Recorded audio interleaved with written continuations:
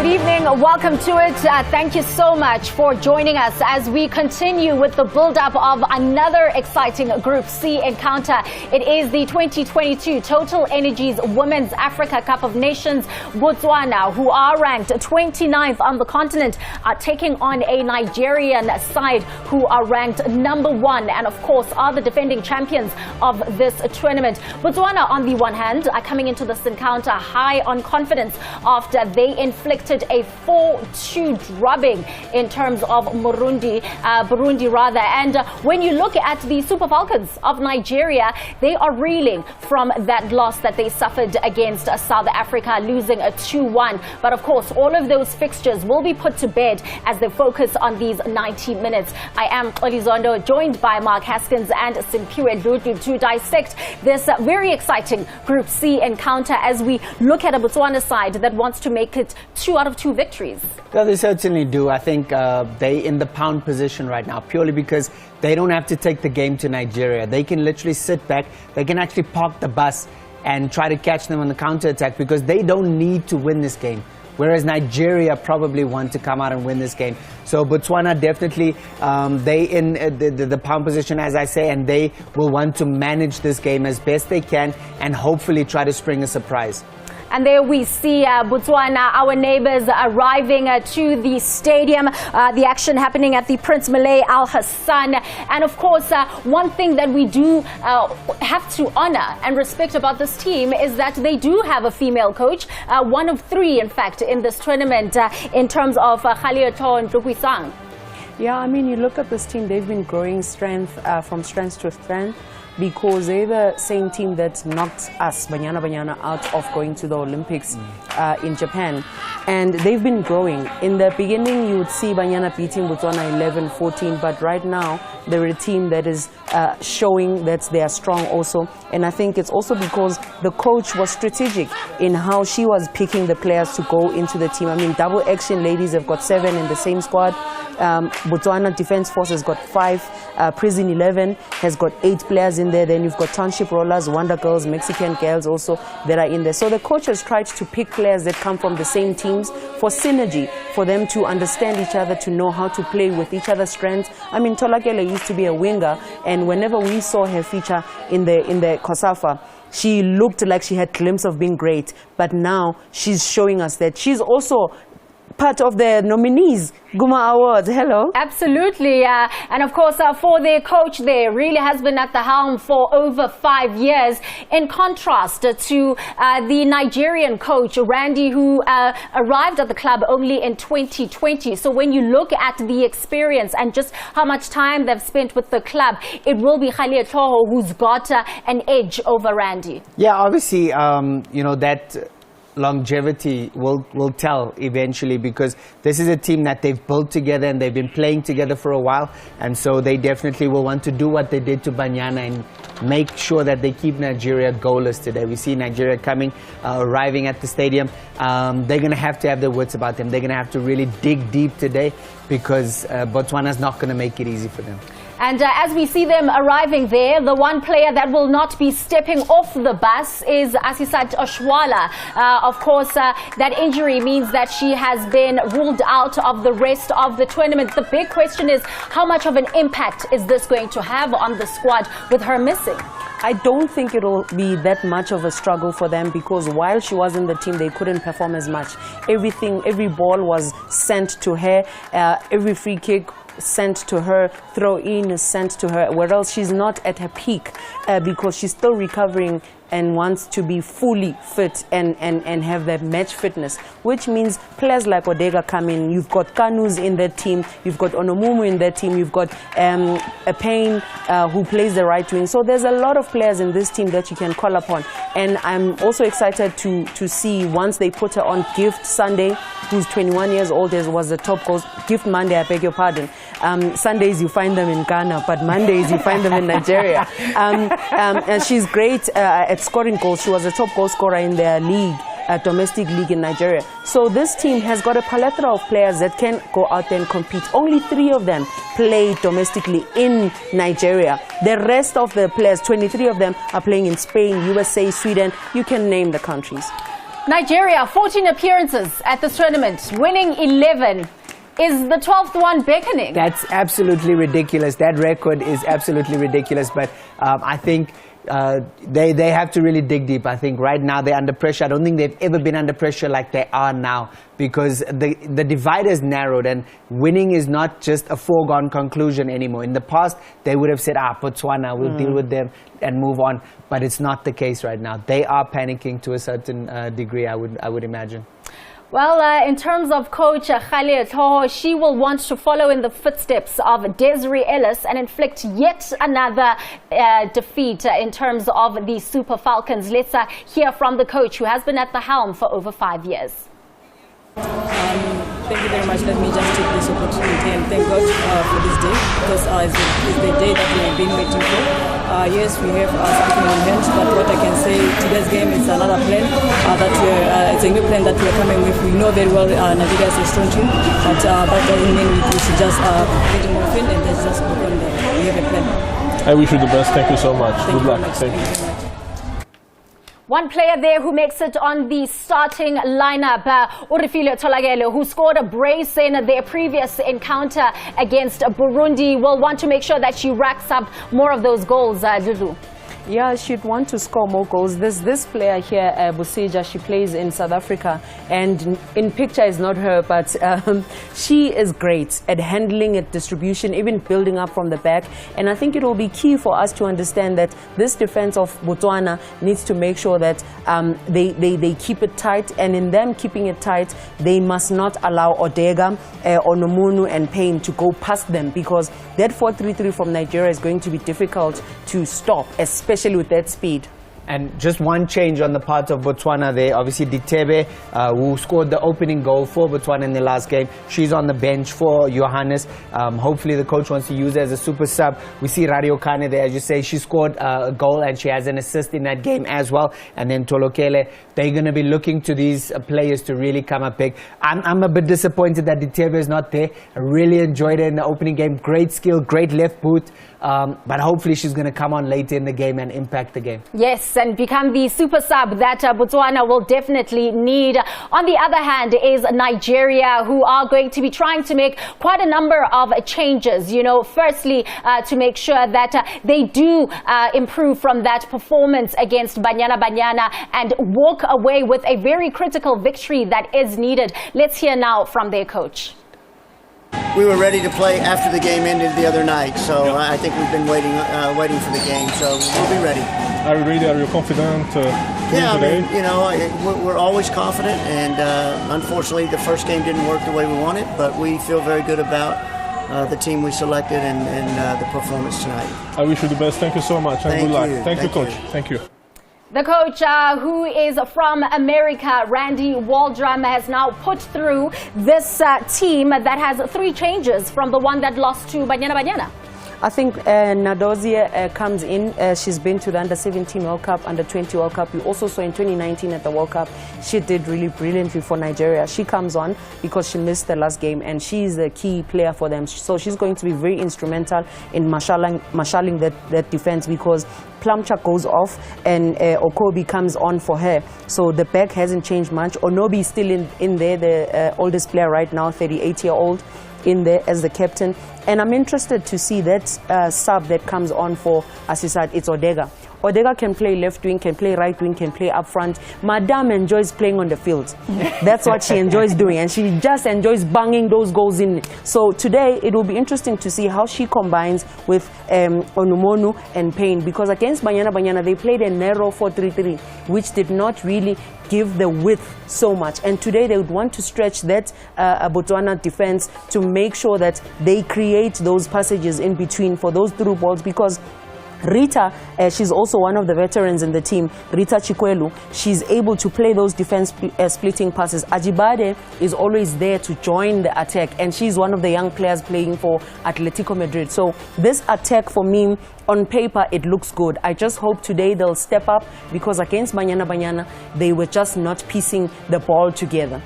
Ajibade, the one who scored against Banyana in a critical stage of the match after the 90th minute mark, will be looking also to make sure that she bangs in more of those goals. Yeah, I think scoring goals is very contagious, and it makes you hungry for more. And so she definitely will be wanting to do that. But I think the midfield three is going to be critical for them. They're going to have to win the midfield battle. And in the midfield, it's basically 3 against 2. So they're going to want to dominate the midfield, and so that they can get their attacking players in. We can see there, obviously, we're seeing the goal scored by Jermaine once again. For me, that exceptional first touch is, if we look here, great first touch into a stride and beautiful finish just beyond the goalkeeper. And Kasane there does beautifully. Plumtree stands head and shoulders above her, but that was not going to bother her at the end of the day. Great finish, great goal for Banyana. And in this match, you know, when we look at the first 45 minutes, just before these goals came through, it really was Banyana who was more dominant. So Nigeria will want to make sure that this time around, they come out dominant just in the beginning of the match. What made it easy for Banyana is that it was short legs up against the long legs. You know, when you're tall, it's difficult to turn quickly.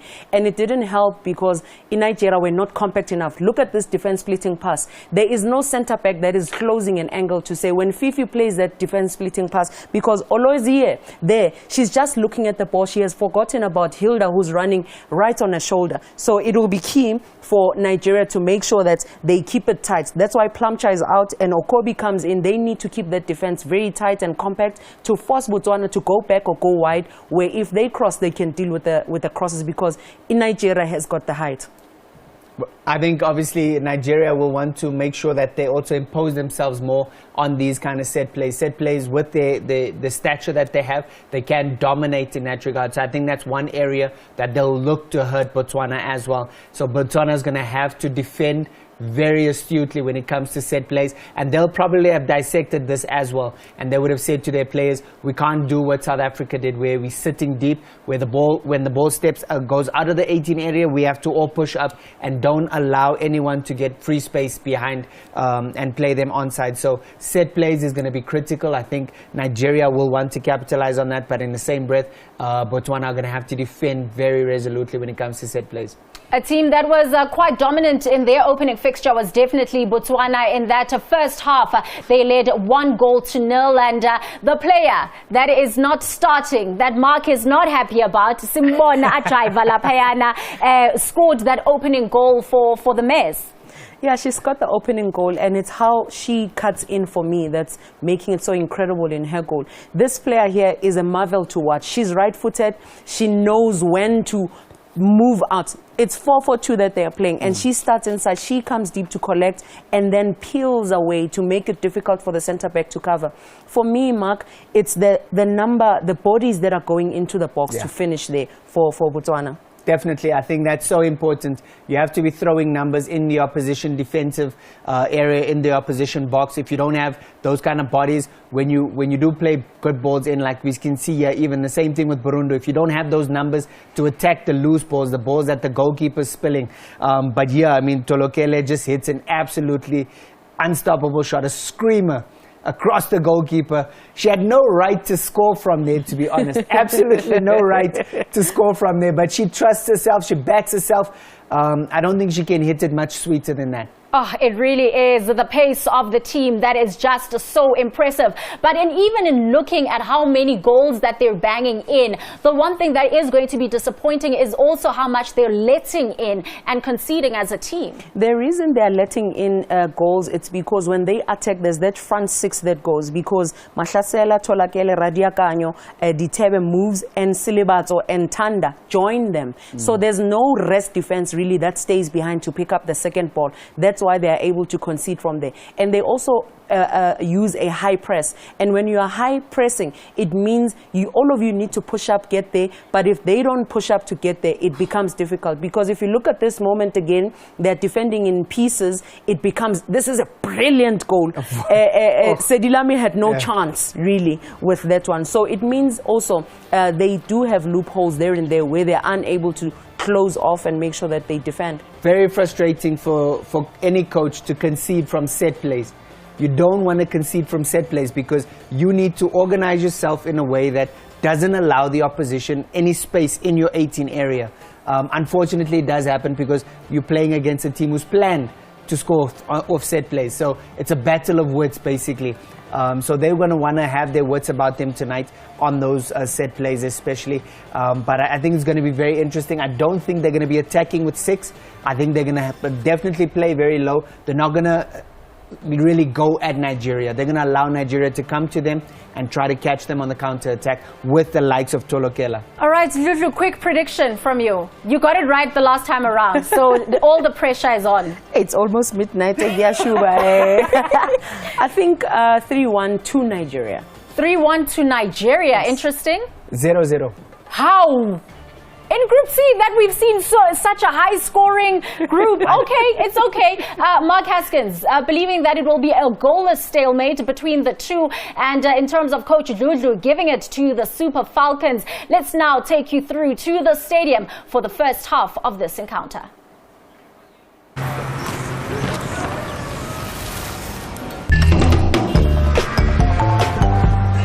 See, I was pissed at you. I was mad too. Now here's what I'm gonna do. I know I did to love has been paid. I paid that bill. At Total Energies, we go the extra mile for you.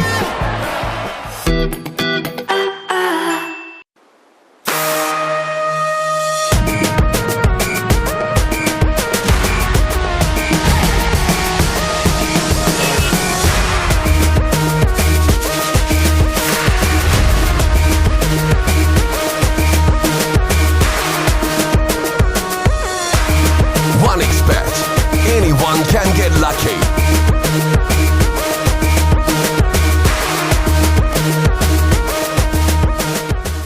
Football is a sport played with a ball of a circumference of 70 centimeters. Studs. On a grass-covered field. There's not only one football. There's not only one way to get closer to football.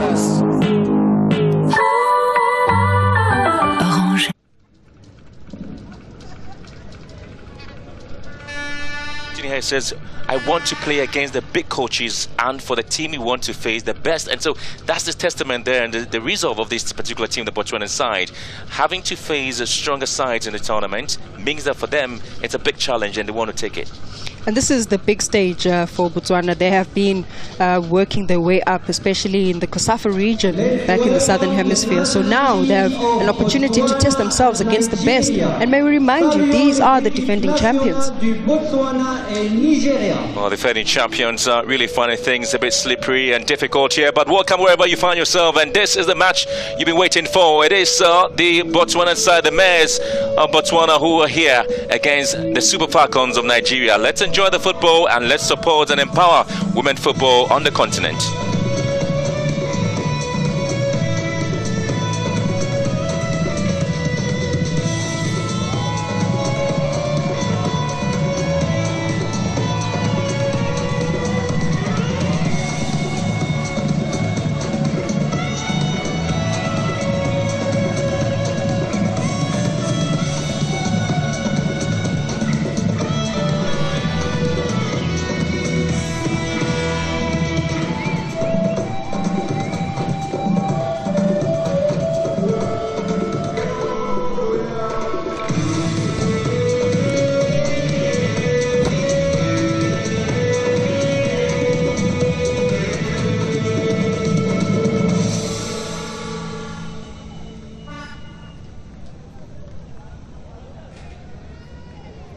Ladies and gentlemen, please stand for the national anthem of Botswana. Mesdames et messieurs, veuillez vous lever pour l'hymne national du Botswana.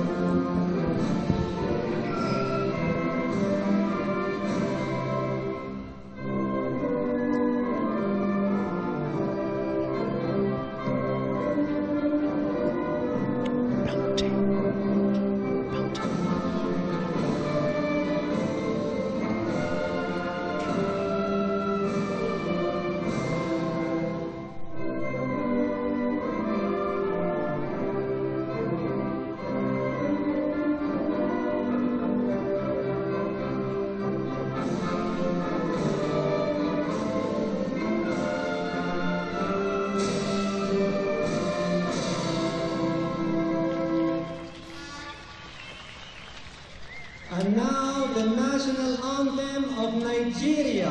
Et maintenant, l'hymne national du Nigeria.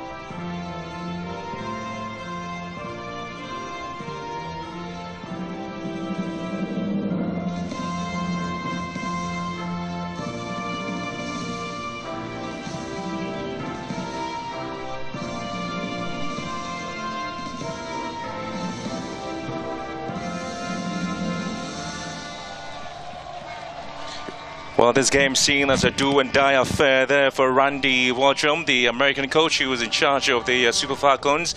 We'll be expecting something here. And so this is a lineup there for the Botswana side, who has made just one change in the game after they saw the left winger Diterbe scoring one important goal for them. The opening goal in the match against Burundi sits out today, and in a place comes a very special player whose nickname is Juju. And Kishi comes in, Bulutanye Johannes is now going to take a place. And so they would sit with a 4-2-3-1 formation with Masasele sitting right back in front of behind Tulakele, and of course having Radia Kanye on the right left, and of course Johannes playing on the wide right. The coach here just going with consistency, but quite to note is that solid 4-lady block in that midfield, including the centre backs. I think just making sure that they're compact enough, just being aware of the threats that Nigeria impose. Yeah, so they have the Swaziland official in charge of today's game, Letitia Viana, and certainly she's going to get support there from Diana Chirkotesha from Zambia, and Miriam Chidat, obviously trying to ensure that this game is going to be that decent for both sides. And so you'll be pretty much worried with the setup there for Botswana side, indeed having to make sure that they also stop the runs in midfield of the Nigerians and ensuring they're able to execute almost every chance that they have. The VAR room will be pretty much busy. Samir Guez from Morocco and Zakaria also there, and you've seen a lot of the decisions really coming in from the VAR room. But interesting changes there for the Nigerians, and so Chiamaka comes in to take her place after sitting out on suspension, and so she will be in post today with Cicero Shola unable to recover from her medial ligament damage in her knee against South Africa, forcing her out of the competition prematurely. It means that Russian-based Francesca Odega takes her place, while Ngozi Okobi takes over from Megan Plumtree, who didn't even make the cut in the starting 11.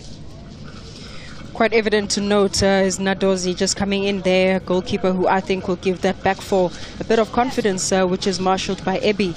But of course, in that central midfield, the experience of Rita will come in handy today, just orchestrating that midfield, getting crucial passes to the likes of Odega, Ajibade as well on the right. But Onomonu today gets an opportunity to start as a number 9. It'll be interesting in terms of Nigerians' lineup today. They go with a 4-1-2-3 formation, which means Yinde will sit in front of the back four, with Okobi and Chukwelu also playing just behind the front three. Ajibade will be operating from the wide right, and of course you have Odega on the wide left, and Onumenu sitting right in front. Onumunu gets an opportunity, just obviously not easy to fill in the big shoes of Oshowala, who is now out of the tournament through injury, but of course an opportunity for her to help the Super Falcons this evening in registering more goals. Of course, the speed of Odega will come in handy today as Rita looks to get those clear-cut passes and creating those opportunities in the final third. Absolutely. So the Swazi official. Interestingly, I was in the same flight with a referee from Ghana to Morocco, and very calm and talking about this game. And she really is one very important referee with a FIFA badge in Swaziland, and one of the few female referees in that side of town. And so this is the game that you obviously are looking for. Wounded, desperate, and needing recovery and redemption. After the case of the defending champions, the Super Falcons in Group A, it's now time for them to prepare for a judgment against Botswana and hoping for a smooth sailing trial with the sovereignty of making sure that victory stays for them alive here. And for them, they need to save their reputation in this competition, the Super Falcons. They'll lot to be very much calm at their back. One area they have struggled Interestingly, Odega here on the wide left, only to use speed up there. But the interesting swapping of position for the Nigerians, Alvin Payne, who did play a little bit wide on the left in the first game, going into left back position today, allowing Odega to move wide left. It's pretty much a little bit interesting how the Nigerians really want to play. I think they are obviously making their intentions quite clear this evening, that they really want to get onto the score sheet as much as possible, but dominate the game, play to their strengths as well, because we know Odega for a couple of years now in the Super Falcons team. She possesses great speed and great control, hoping to get the necessary passes, crosses as well for the number 9. Expect a lot of balls coming in from this side and how they want to play in today's game, the Super Falcons of Nigeria. You're obviously going to have a resilient Mokochi in there at the right full back, and you still have Bernard and Municho, as well as Mochawe also at the right back possession. Of course, Selebacho and Tanda obviously looking at what they were able to produce against Burundi. It was an exciting performance indeed. Some of the goals that were scored, classic ones they were.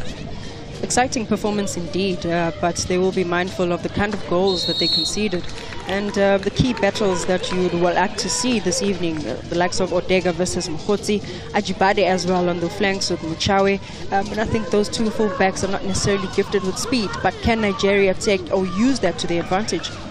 Spine here picks up a very good position for Nigeria. Nomenu going in there looking for handball decision. Certainly Letitia wouldn't really want to deal with it. Can you see how deep Pina she's moved in there? Obviously want to see the runs of Ajibade here, looking to find space and cutting in and getting the balls into very dangerous areas there. And she is one player who's pretty much dangerous. That should be a worrying situation there for Nklusanga there for Botswana.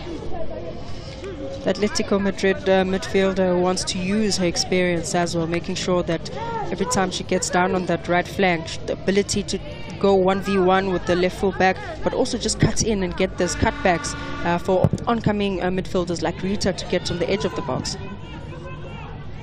Shola had to move straight to Barcelona to get treatment, and obviously you're going to see a lot of runs coming in from Tulakele, who was so instrumental in their win.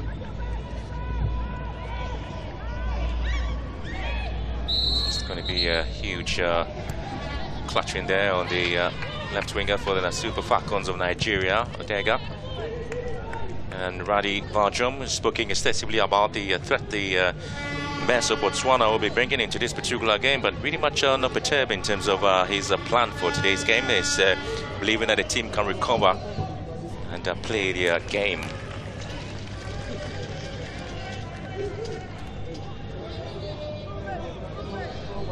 Well, the Nigerians are happy to have Chiamaka back in the setup, because if you look at the experience she brings on the table, she really is one player. Back at the 2018 FIFA Under-20 World Cup, she played all 4 matches against Haiti. She received the Dare to Shine Player of the Match award for a good performance, and so coming to start this very important game will be a morale boosting scenario for the Super Falcons.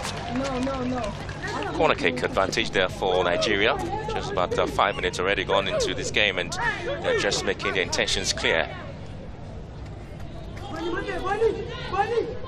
The decision, the defensive line there for the likes of Muncho. And Sidlami was also in spectacular form against Burundi, and so she has to be watching the runs there of Aloji there, the right full back for Nigeria, who's really looking around and trying to see if she can pass on some balls. Tisha here showing everything is pretty much calm in the box, and so there wouldn't be any difficult moments for the side, and you have Chukwalu to effect his corner kick, a right-footed one, maybe to near post or back post, and allowing Sidlami to come in Nigeria with a chance, and this time it's been whipped away. We're expecting that ball to have gone in from Ebi. Didn't quite direct the ball well, was cleared by the Mess of Botswana. They've really been pinned to the defensive line at the moment. Nigeria just showing aggressive signs in these early opening stages of the game. Good ball here. The money pulls through. Sidlami would have to deal with the situation calmly there for the side. I think what Nigeria have really agreed upon is to really suffocate Botswana, force them back and make sure that they don't drop that line of confrontation.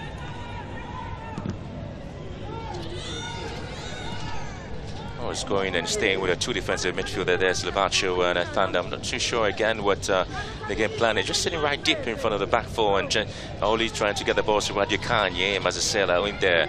And there'll be a lot of pressure on Masasela because she has to deal with the threats that will be coming in from Nigerians, likes of Anyinde, Okobi and Chukwuelu, who seem to now suffocating, like you just indicated there, of the Mares of Botswana. Again, they'll have to lose possession. Chukwuelu picking it up here. The paces will be going in there for Nigeria. Abby. Pretty much calm now. Anyinde. Nigeria not any threat at all. Maybe Zohali also doing well. This is coming through from Sevin Shetted. Oyedo Pine. So Payne, therefore, this is going wide, and this is the Nigerians that really would not be able to, or perhaps one of the things they want to try not to do is just lure the balls in very important places. Nicole Payne, 21 years of age, plays a club football for West Virginia Mountaineers. Payne really doing well to drive the ball in the crucial areas in midfield, but again it's just that final pass from the Nigerians that really lets them down, especially when you've got speedy players like Odega on this left flank. It's just always about the weight of the pass. Abby. Nicole Payne. Lovely. The CSK Moscow Russian player there, Odega. Oh, she played a big part in the game against the South Africans. Expect a lot of influence from her game plan, isn't it? And this time she'll have to work hard. But Nang would have to also bring experience at the back in this game.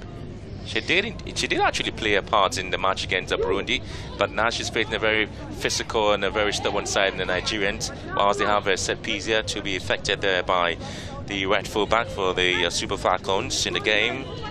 Michelle Chinwen Alozie. And there's always going to be some lot of a movement in the 18-yard box to the far post again. Nigeria looking to be very much dangerous here. And Abby again signaling to Letitia that there's going to be there's a corner kick in favor of their Super Falcons. A well-floated ball into the 18-yard box, just right in the penalty area. And you would like to see the likes of Abby get to the end of that using their height to their advantage.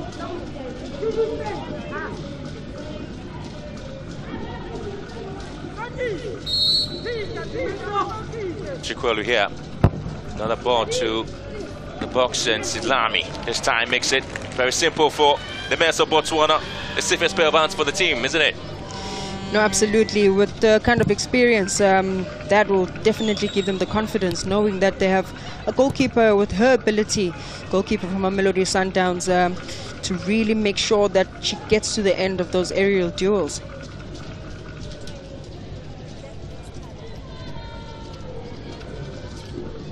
Well, this showdown here marks the very first time both countries will be playing at international level. Nevertheless, Nigeria and Botswana go into the game with contrasting ambitions, while the Super Falcons are targeting the first win in Morocco. And Kusang's side needs a draw at least to qualify for the quarterfinal, and that is what they should be fighting for. I think there's been some predictions in the game already for the Mares of Botswana that, listen guys, you just need to have a draw, and that will seal your fate in the next round of the competition. Surprisingly, though, enough is that they don't look like the team that wants to sit back. They are making sure that they are compact enough, dictating the pace, making sure that they get those crucial interceptions. But the Nigerians have to be mindful of the pace that Tolagele possess. Kobe Bunang with a timely intervention there, preventing Okobi really to get a pass through Odega. And here she comes again in total control. Ngozi Ogobi, 28 years, plays a club football in Sweden, and now in control and trying to hit this one wide, and it's been blocked. Bonang really controlling things at the back. I've played against Bonang. You talked about her strength and her stability on the ground anytime she goes in for a tackle. And I'm sure I've shared that she's had me on the ankles for a few times. But she shows such great leadership and commanding that back four, but also dishing out instructions to a midfield. And it will be important today that she makes sure that she gives the instructions to get the midfielders to tuck back in and deny those spaces that the Nigerians are looking to exploit. Well, the Super Falcons have been business-like in the game. They have taken things deep into the mess of Botswana, not allowing them a breathing space at all. That shows the intention in the game. They are looking to get at least the first goal to settle the nerves and also unsettle that of Botswana. And if they're able to do that, it really gives them the space and the pace for them to believe they can really get the win here. Qualifying to the next round of the competition is a crucial need for the Nigerians now, as they come in with the set piece and looking forward for Michelle Alozie to take that one for the side.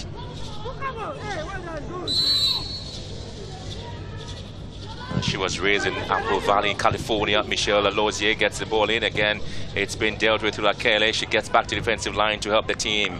The Mares of Botswana here, now trying to find a space in. Kobe drops it down, and Chikwelu couldn't quite deal with the situation, as we've done over 10 minutes already in the first 45 minutes of the game.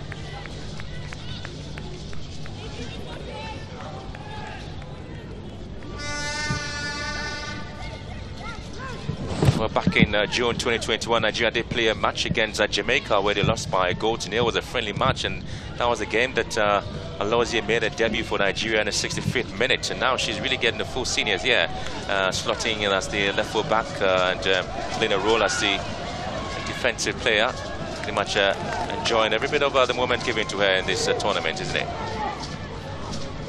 No, absolutely. It's always about seizing the moment, and with seizing the moment, you have to be present in the moment, and that's what gives you experience. And in what no better way but to test yourself among the best. But I think the matter at hand this evening is how you contribute towards your team's success.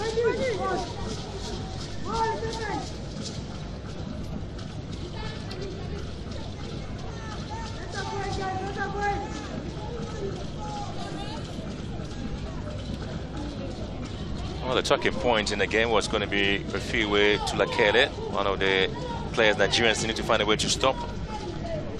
The 26-year-old forward was imperious against Burundi, showing speed, alertness, and fiery shot power. She scored 2 goals in that game. We did see that, and playing as the only lone ranger out front there, and that's a foul there on Onomenu here. And of course, some words there by Letitia on Moncho for that tackle.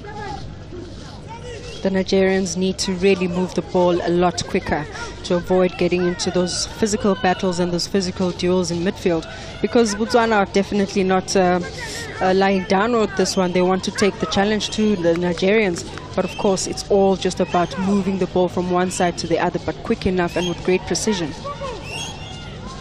Well, the lady in charge of the set piece, Alozie, has attended Granite Hills High School in her hometown, the Yale University in New Haven, Connecticut, and the University of Tennessee. And she's here on the WAFCON and trying to get the balls in. Low it was. There's a fall in the box, but in time to the advantage of the Mares of Botswana.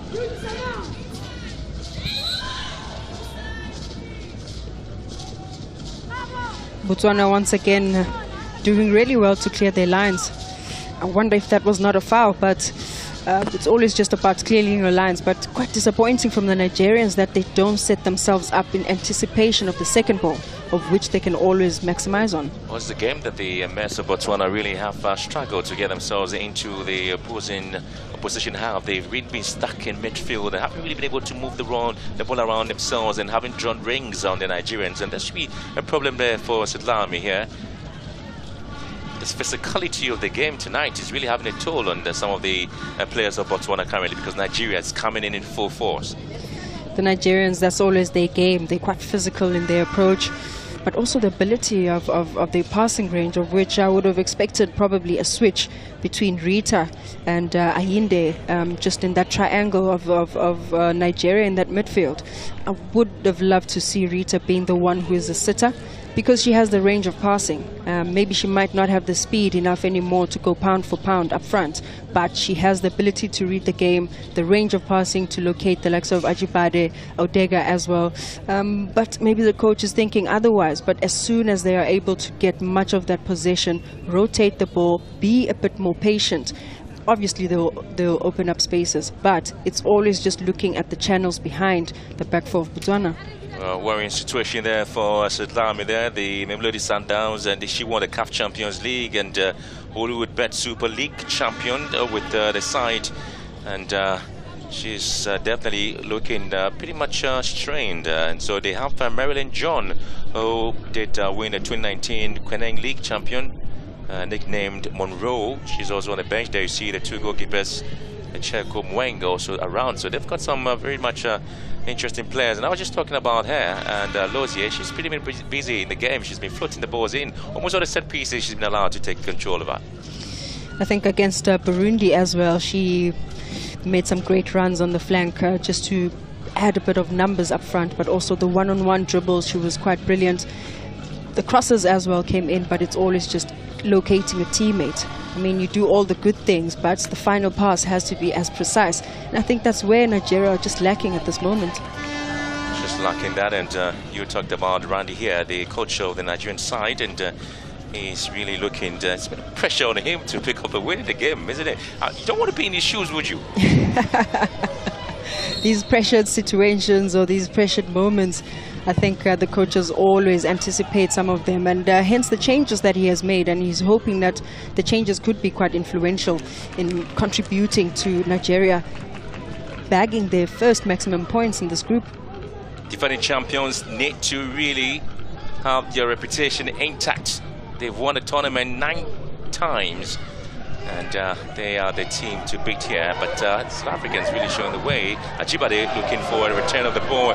Yes, she did get that, but was really pushed pretty much wide. Onomenu couldn't really do what Ajibade was looking for, and so the centre forward, who's expected to do a lot of work there, Ifeoma, who's playing a club football in Gotham FC in the US, 28 years as well. And so interesting, she is one player who there lots was expected from her in the competition, isn't it? A lot is expected from her indeed, and it's always good to have a star-studded team with international experience. But I've always wondered if that does not disrupt the momentum of the flow, because you have to build a team for years so that you get that telepathic understanding, of which I feel the Nigerians are lacking at this moment. But as opposed to Botswana, they look like a team that have been building for years, and they understand each other. They have their understanding up front, with Tolageli leading from the front. Well, the Onomenu really has a lot of games under her belt. She played for Boston Breakers, Portland Thorns, and also played for Rain FC, Gotham now, where she plays the club football. And she's actually represented Nigeria in the under-23 women's national team. Received the first call-up in the Nigerian team in 2021. Now leading the attack in the absence of Oshola Sisat. Nico Payne. She played an advanced role against South Africa, and now she's sitting really deep in defense as a left full back and allowing Odega to move in. Again, a tactical switch there should be looked at in terms of how Nigeria is able to move in with the attacking play. And I think you can already see her ability with just the dribbles that she's one of the offensive players, and I think to Nigeria's advantage, having someone in the back four like her who will be able to initiate those attacks, initiate the runs, is coming at a good time, I guess, in the absence of Megan, who is absent this evening. Well, she talked about the performance in the first game against South Africa. Bonang here, just shepherding the ball away for a goal kick. Picked up a little bit of a knock there on an ankle, and Chukwuelu was trying to chase her out. And again, the referee is demanding an apology. Of course, from Okobi. So she simply have to give that to her. Ngozi Okobi was still not giving up on that occasion because she knew that she had to do something. Ngozi really played in the FIFA Under-17 Women's World Cup, in the 2010 FIFA Under-17 World Cup as well, and the 2012 FIFA Women's World Cup, with the Falconet, nicknamed the younger Nigerian women's team she played for.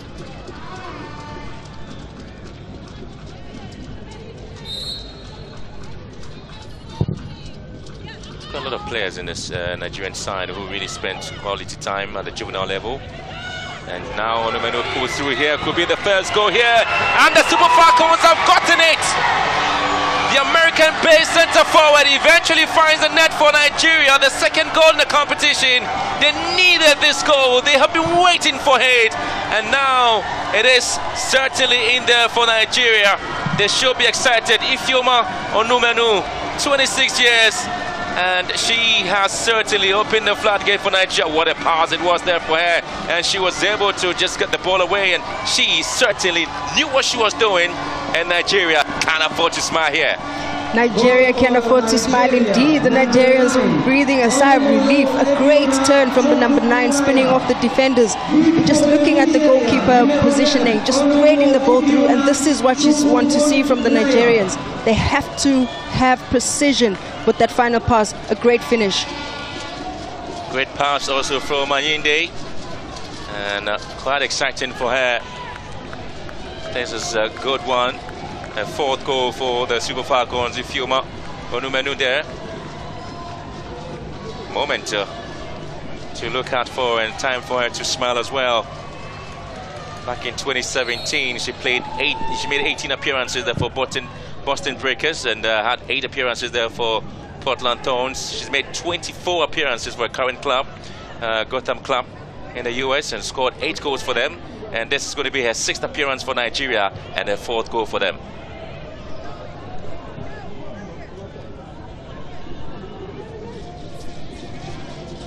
It's a relief for Nigeria, isn't it?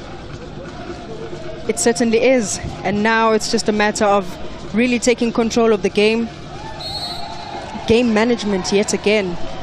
Don't give away fouls, but also just maintain with the pressure, because just one goal is not enough. And we know the abilities of Botswana. We saw them against Burundi. So the threat is still there. If it is that they can double up, it will be better. But as things stand now, you expect the experience of the Nigerians to come through. Come to the fork, make sure you dictate terms in that midfield, and really just drive and steer the game. We're halfway into the first half already, and Halimatu Anyinde, what a pass. She's really been able to give Nigeria an opportunity. She's really much controlling the midfield as well, and just the precise or the precision on the pass there, and Nigeria can afford to smile on that occasion.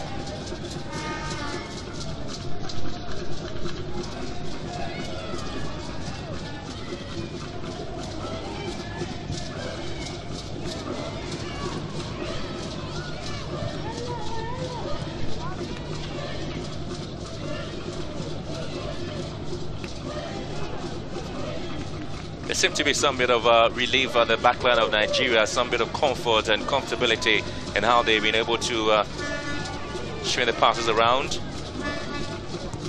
Nico Payne. The back four, perhaps, the full-backs of Nigeria, they'll be pushing forward in attacking positions. Payne has been doing really well to avail herself as an outlet in that back four. And I think it's expected that they now should start really pushing up. But obviously a bit of a worry for Botswana, who are now gradually dropping their line. Obviously the pressure is a bit too much, but I think for them, they should initiate the attack. They should be a bit more aggressive. Well, you talked about the experiences of the Nigerian side in terms of their midfield, where you have Halimatu Anyinde. She was part of the Nigerian national team at the 2015 FIFA Women's World Cup and the winning squad at the 2014 Africa Women's Championship. And she played at the 17 level as well, and played at 20. She made 6 appearances, scored 4 goals for them. Dega would have to get some harsh words there from the teacher from Swaziland.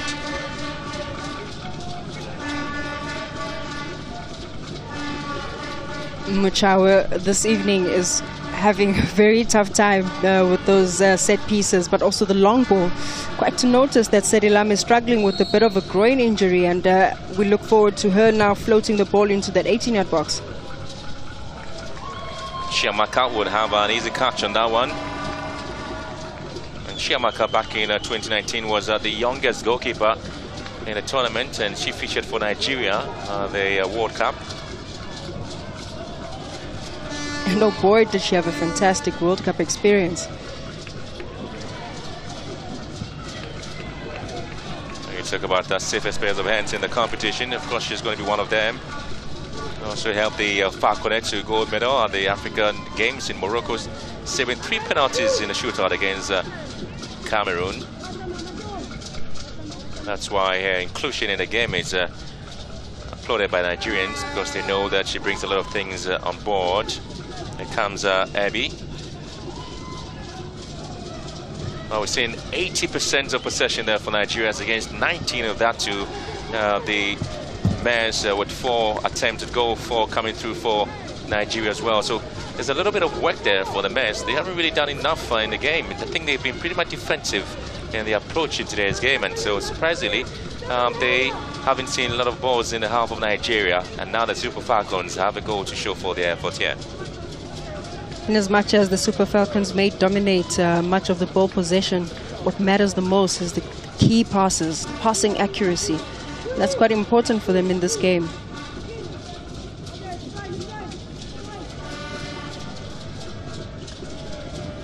Indicated nervy moments there that happened to Nigeria in the first game against the Banyana side, where the centre backs were just ballooning the balls to on the corner flanks, and good pass there from Chipade and Odega here, and looking for space, and is Nicole Payne drift the ball into the box, and this time Chukwuelu couldn't quite get to it, and that's the Nigeria exposing the back line of the Mares of Botswana.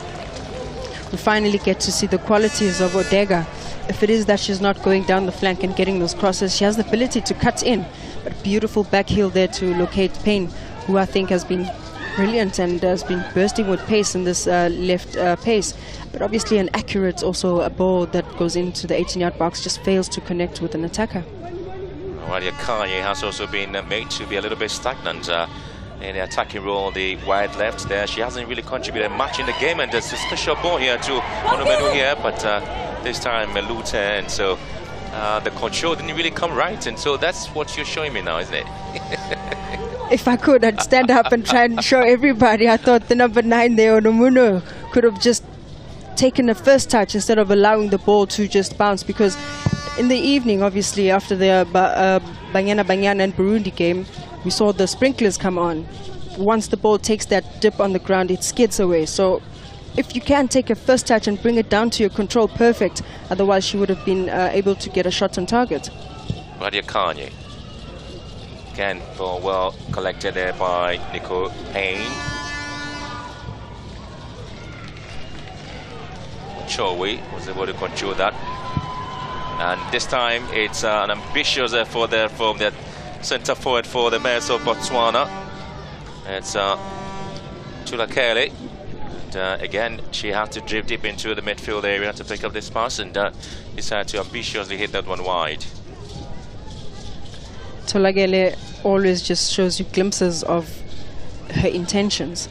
She has the ability to drop into that midfield to try and get those passes. She frees herself up from the defenders like Ebi, who are obviously marking her, but also drifts out wide.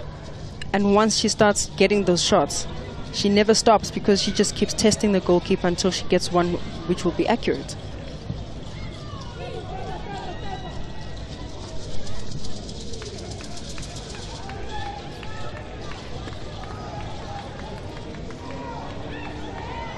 Payne here for Nigeria.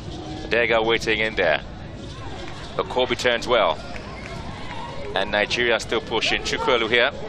Again, Super Falcons controlling affairs, dominating play, ball into the box. And Menu is the target here. Heads it down feebly.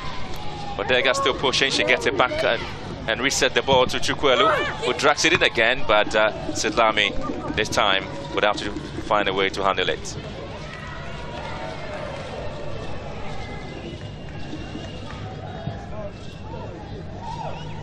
Tulagele here. Good play from her. And again, you always see her intentions as she drives the ball to the right side, and she's able to play Radia Kanye. It is still the Mares who are trying to find spaces. Tulagele is fouled, and it is Anyinde who commit this particular foul. And that's the kind of response you were expecting for the Mares of Botswana. Now trying to find a little spaces in there behind the Nigerians and trying to utilize them, and gets a foul for that. Tulagele has taken the responsibility into her own hands to really initiate the attack. She had to drop further than what she's supposed to, but she's the one that starts the attack and draws the foul. And trust you me, she'll be the one to take the set piece because she certainly has the range, the power as well, and the ability to get that goal.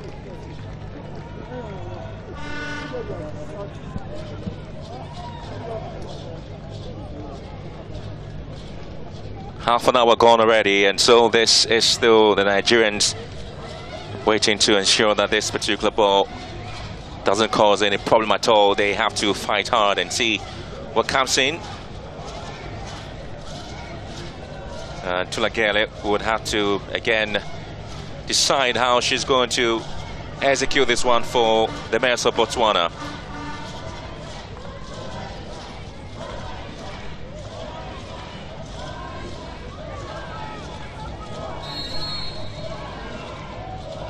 Tulagele here, lifts it, dip in, and Chiamaka punches it back. The intention was clear to go for goal, and Onumenu comes in this time, see if she can restart the game for Nigeria.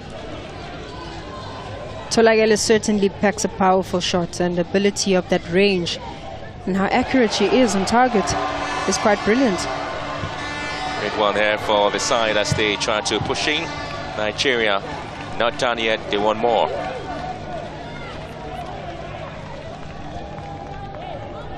And that's the reason Chiamaka comes in. That's the exact reason why, and I think with that save she will then give the confidence to Nigeria to just keep going, and you want a goalkeeper who has that ability and that confidence between the sticks.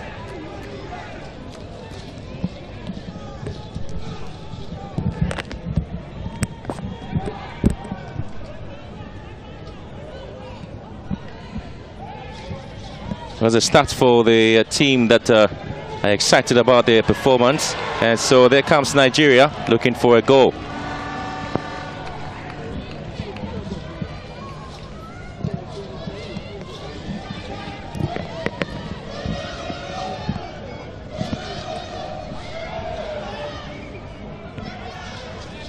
Ajibade.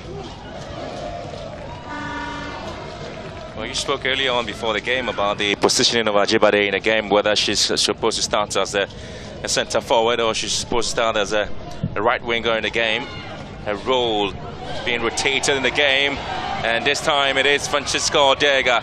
Goes into the ball, turns where Odega goes to ground on a no tackle, and so it is great here for the Mares of Botswana.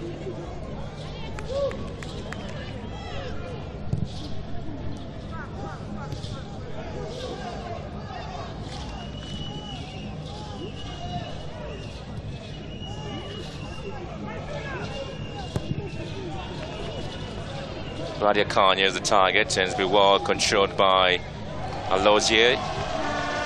Ajibade is able to use a pacey legs there, and it is Ajibade who's having a difficult time trying to go around the left full back, Mochawe. We spoke about those key battles between Mochawe and of course Ajibade, who has been struggling really much to get around her or past her. I think she's shown great ability in making sure that Ajibade has denied the space, but also denied that final pass as a cross into that 18-yard box.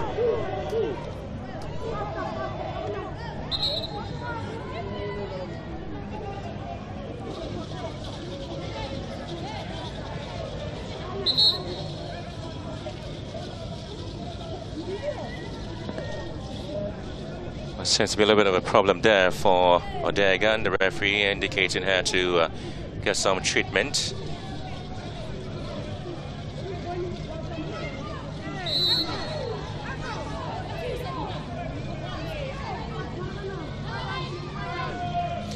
Set piece taken. Alozie, his diving header comes out here for the Mares Mochawe, dealing with it.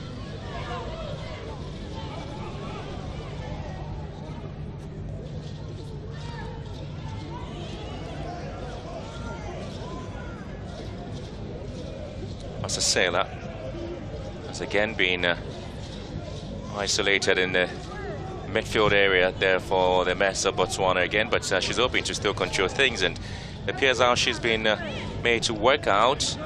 Accuracy of her passes there, 83% of it going the way of the Nigerians, and of course passing play 163 to 41. It shows the intention of the Nigerians. We've spoken about it, and Nigeria, they're really controlling things and now beginning to find some free speed around Mochowe, and she's having difficult moment dealing with it, but she's got some strength and some tenacity to push forward here. Ajibade still being resilient, and she's been able to find a way around her, but she come into foul, and so Mochowe should be excited about that. She will certainly be excited about that. I mean, it's not easy facing an Ajibade who has so much experience, but holding your own. Mochawe is not much of a gifted player where speed is concerned, but she reads the game very well and is always giving you that physical presence in those duels.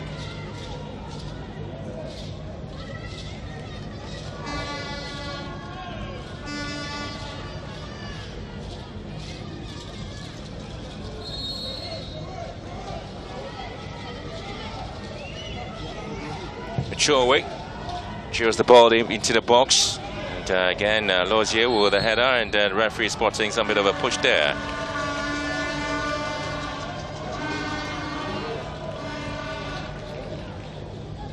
Selebacho again, one of the pivotal midfielders for the Mares of Botswana. Well, they have conceded at least one goal in their last 6 matches, Botswana. Selebacho's foul.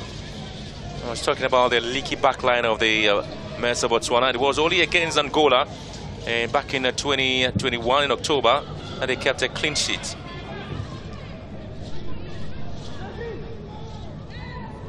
And so they have now conceded 3 goals in 2 games. The leaky defense of Botswana, which may be a cause of concern. And it's always just about really team effort, hey Ben. The last 4 can not always do the job for you, and that's why it's always important for leaders like Bonang to really take charge and dish out those instructions. Get Tanda to come back, get Silibato to come back. Be really compact in the central midfield. Tulagele here, 2v1. Tulagele looking to use that pace. Tulagele into the box, and Chiamaka simply would have to deal with it. You always don't want to allow Tulagele to have the free day and also to have a way of dealing with situations. Ebi was really chasing out and trying to find a way to handle Tulagele, and it's been a ferocious way of handling things for a few with Tulagele. He plays club football for Township Rollers.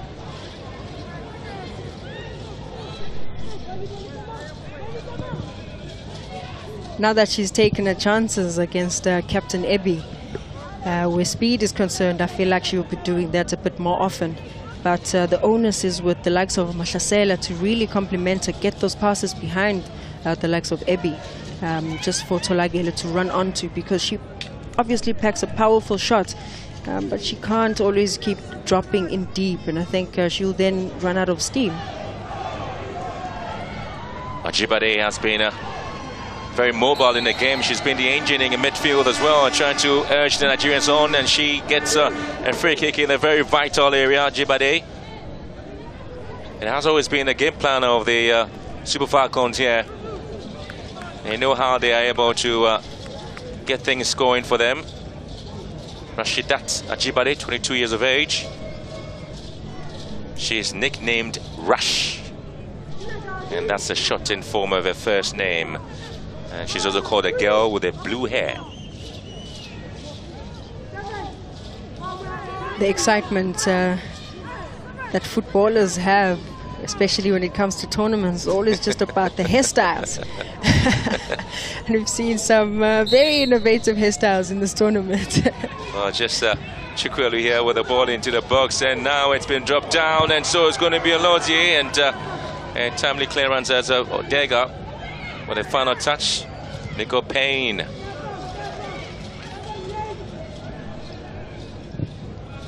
Still the Super Falcons on the menu here. It's a goal kick.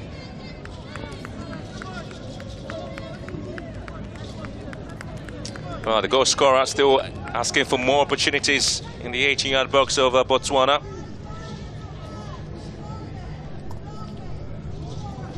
Oh, the tackle there from Okoche is what is creating a problem, and this ball, which was headed down by Ebi, Because one of the things that I've enjoyed about the Nigerians is how they involve their centre-backs eye when set pieces are whipped into the 18-yard box.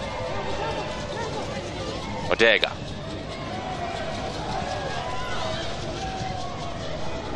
And Kobe just losing the ball. This time Okobi, okay. It's being penalised here. It's a foul there on Shlebacho.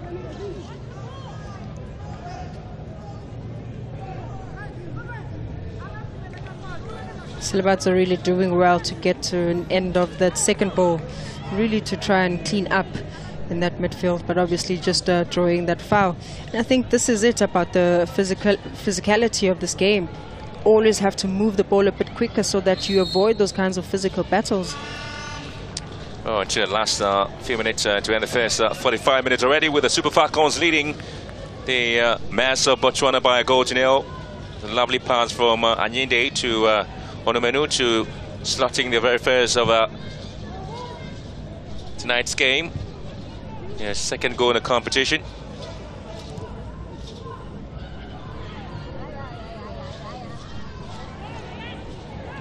Oh, lovely here. Lovely from Nico Payne. She's absolutely enjoying her role as the left full back, and just now picks up Odega. And Bonang. So it's been was everywhere to ensure that she's clears the lines beautifully. Johannes has really had her work cut out in this first 45, with Payne just making sure that she puts the pressure. Johannes really coming in, replacing Ditebe, who I thought in the match versus Burundi had a great spell, but obviously the coach is looking for a different tactical approach to this game. Anytime they break, there seems to be absolutely nobody there to help in and get the balls in.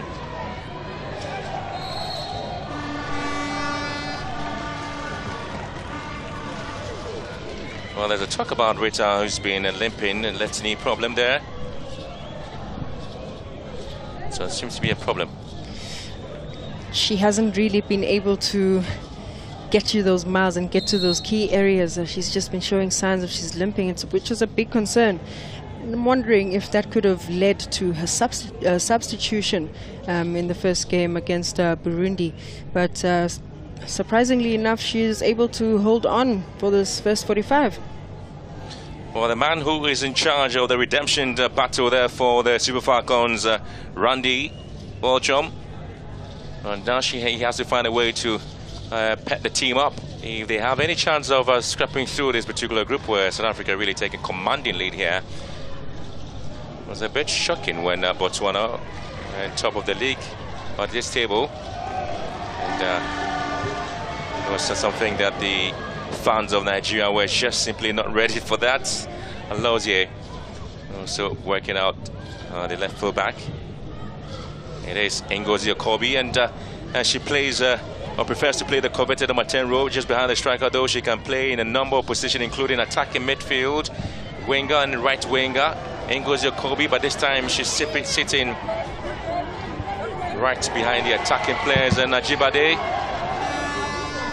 the lady with the blue hair, also trying to lock from the right side. And is intercepted by the lady in the pink hair. You have to admire Tolagele's work ethic in this first 45. Just the ability to read the game so well, but also help her teammates in defense, swapping positions with Mashasela there in midfield, and just really getting back into that defensive block. Odega has been able to oil the engine room for the Nigerians, and how she's again been able to move from the left wing and cutting into central positions, trying to free up the attacking players of Ajibade and Onomenu. But Chikweli really talked about her efficiency in midfield. It hasn't really been able to come in, but a couple of times you do have the Botswana side looking to steal away here. But Nico Payne with a final interception being the side here. And now you see the value add in having Payne also in that back four. just to make sure that she gives cover once the ball is penetrated through, and especially with the likes of Tolage, who have the advantage of speed against the captain Ebi. I think Payne just comes in at a good time to clear their lines and give the cover. A minute of added time, and a free kick to the Mares of Botswana. And again, Radia Kanye trying to come in and find herself in the game. And again, you spoke about the wingers of Botswana, how they have been cut out, how they haven't really been able to get themselves involved in most of the attacking runs of the side. And Chiamaka really trying to direct the war there, but allowing the likes of Tulagele to go behind and hands on the waist, and an opportunity for her to whip the ball in. We've seen some incredible set pieces in this competition, and we've seen goals scored there, Kumantale of Uganda, and of course we did see Mapepe's goal for Zambia, which of course was ruled as offside. And now looking forward to an opportunity here for Tulagele to see if she can create any magical moments in this game for Botswana. Chiamaka pretty much alert here. And Tulagele finally forward for the side. Tulagele's ball has been headed out here, and it's still going to be the Botswana side. We're looking forward to that. And so Letitia, the referee for Swaziland, Letitia Viana, signal at the end of the first 45 minutes. It's been a moment where the Nigerians have made intentions known, and it's not surprising that Onumenu was able to get the goal there with an incisive pass given to her by Ayinde. So at the end of the first 45 minutes, Botswana 0, Nigeria 1.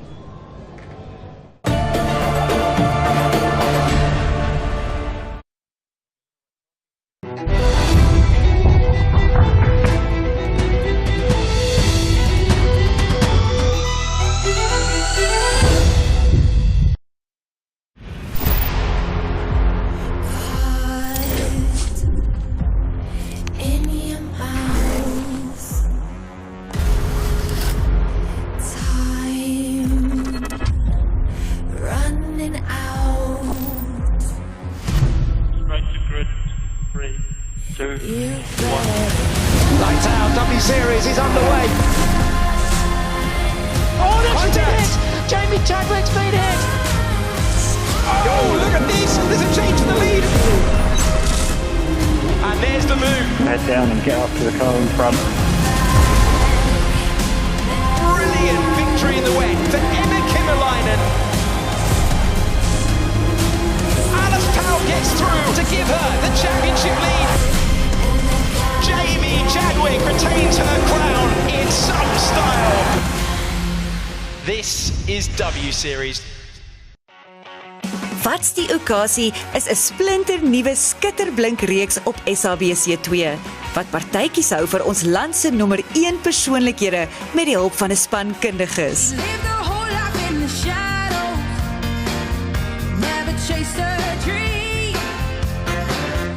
Lekker om 'n nuwe program te hê. Wat's die okasie? Jy wil nie hierdie mis nie. Welkom. Ja, Chase, is al die B-stryd van die dal af, meisie. Ons is nou amper reg die show, maar kan nie vir julle enigiets meer wys nie. Let's go. Ag, hierdie dress-up partytjie val so reg in my kraal, is om myself in drag te sit. Weens die pandemie kry ek en my man Ashley uiteindelik die kans om ons troue te vier. These special days is the opportunity to really just say thank you. Ek kan nie my dogter op die dag sonder haar voorstel nie. Definitief vandag vir my 'n highlight was om my maandpaai so te sien. Dit is tyd om ons land se mense te vier, mooi te maak en te kuier saam met ons familie en vriende. Kyk, wat's die okasie? Elke Dinsdag aand om 7:00 op SABC2. Tune in and stay entertained with our sports shows on SABC Sport.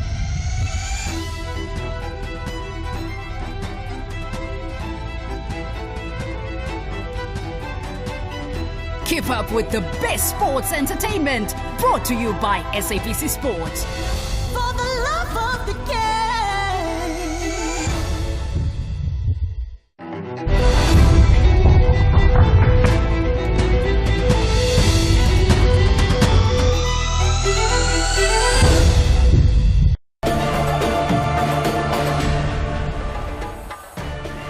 And that is exactly how you bounce back from a first-round defeat. Nigeria, they're currently in the lead against Botswana. This means that 31 goals have now been scored in 12 matches so far in the Women's African Cup of Nations. I'm Oli Zondo, still joined by Mark Haskins and Simpiwe Lulu.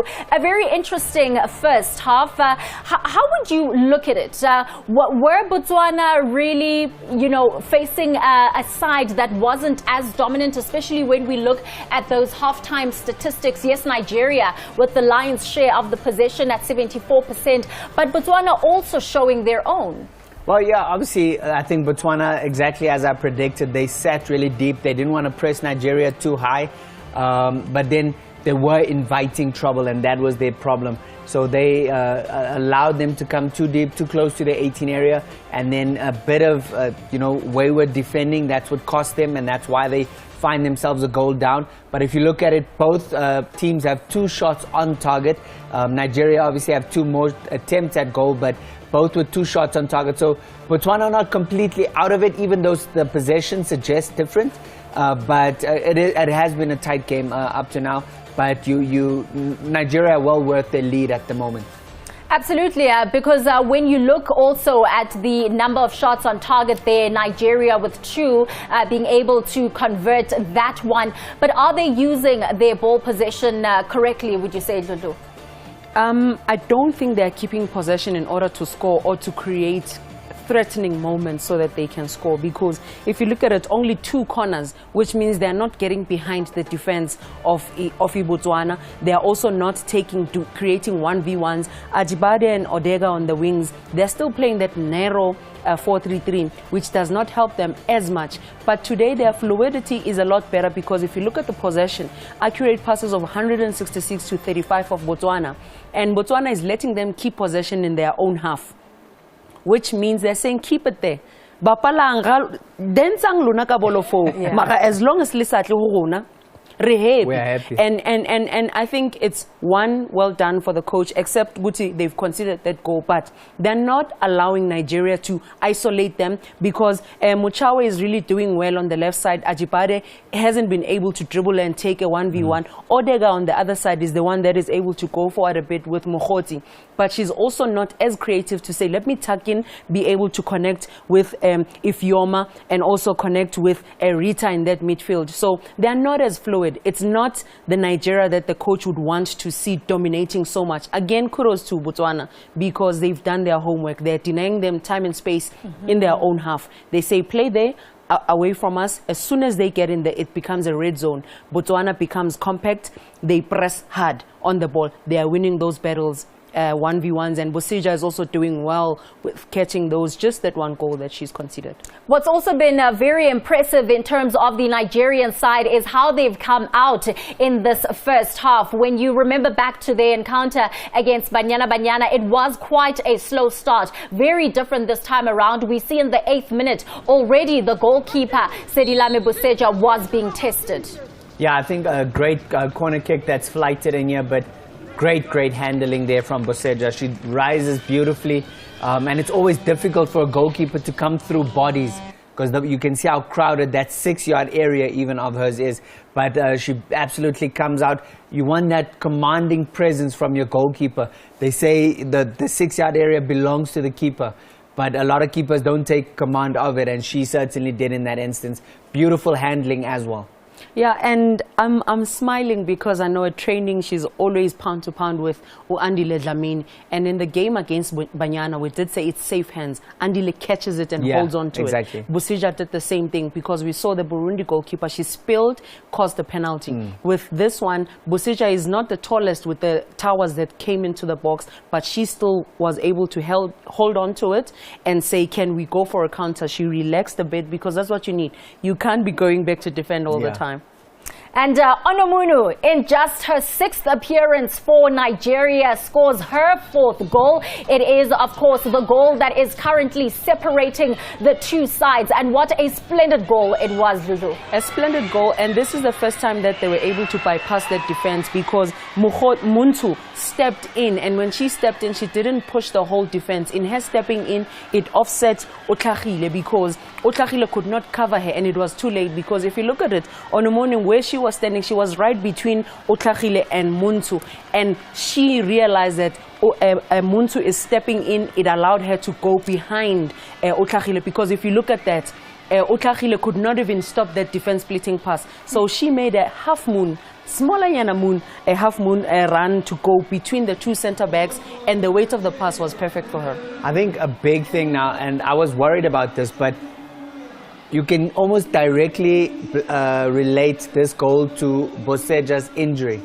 She's not okay. Yeah. She's not taking her own goal kicks. And the reason why Montu seemed to be stepping out is actually because she took the goal kick. So she's taking the goal kick because Boseja can't take it. She's taking the goal kick. Once she's played it out, she takes too long to then join the line. She literally, so by the time she actually gets out, the ball's already coming back, and then she kind of plays on Nomunu on, and she gets the run through on goal. You see there, she's literally coming out from the goal kick, and then she plays it on, and so that's a big problem. I think the fact that Boseja is injured, can't take her own goal kicks, that is a direct link to Nigeria having scored the opening goal. And Mark, if you're looking at that, one of the ways for them to cure that sickness a bit is for them to stay compact, pick up already. So when either Otlhagile or Muntu plays that long goal kick, pick up so that when you lose the ball, you're already there to pick up. So set your rest defense and be able to pick up the second ball, because the goalkeeper's long kick is not the same as the infield players. But it's also such a risk to have a partially injured player like Boseja still on the field against a Nigerian side that is all out attacking. It is always a risk to keep a player, but the thing is, the only thing she can't do really is kick. But in terms of, you saw that when she came out to Onamunu's feet, she nearly makes the save. So her movement and her mobility is okay. It's literally, I think, just the impact of the ball that she can't take right now. So you just have to find ways, as coach says. So if one of the other players is going to take the goal kick, then the rest of the defense can't stay in their normal positions. You kind of have to become more compact until they join in. So you have to compensate for the fact that your goalkeeper can't take her goal kicks. And of course, from the 29th minute, it definitely was all systems go in terms of Nigeria, now bolstered in terms of the confidence after Onamunu's goal. And here again, we see them on the attack trying to find the back of the net. And this is where you see Botswana is defending very deep in their own half, because look at the number of players that are in that box for Nigeria. You've got 3 in the box. I mean, Odega in this moment, she's able to get the second ball, pick up the second ball and play it in there. Rita again, and now when Odega goes inside, Rita moves out, which means their midfield is not as fluid. They're not finding combination passes, so they're trying to isolate the fullbacks of Botswana, which is not working as much because there's no speed in that Nigeria defense. And but simply, what do you mean there's no speed for Nigeria? Nigeria is always running, not in this case. They're a bit older as well. They're not running as much, and it's only their fullbacks, Olozie and Payne, that are the fullbacks that are pushing forward. But Odega is not really running down the defense. Ajibade is not doing the same thing. So Botswana right now, they're saying, keep the ball there in areas where you are not going to hit us. As soon as you play it long, Boseja comes out, the defenders are able to compete for that.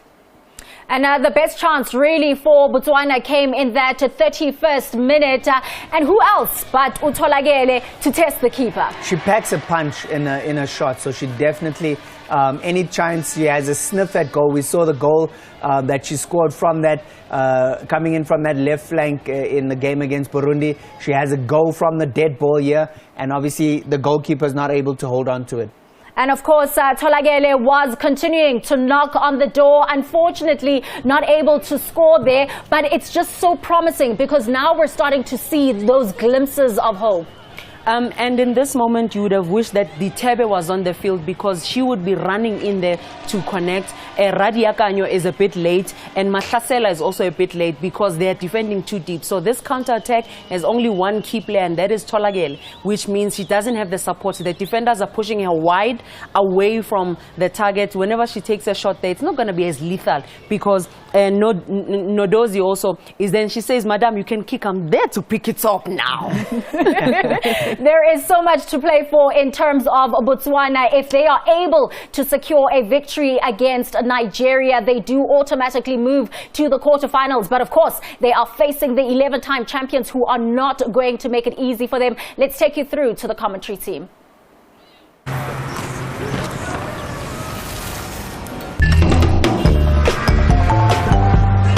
See, I was pissed at you. I was mad too. Now here's what I'm gonna do. I know I did to love has been paid. I paid that bill. At Total Energies, we go the extra mile for you.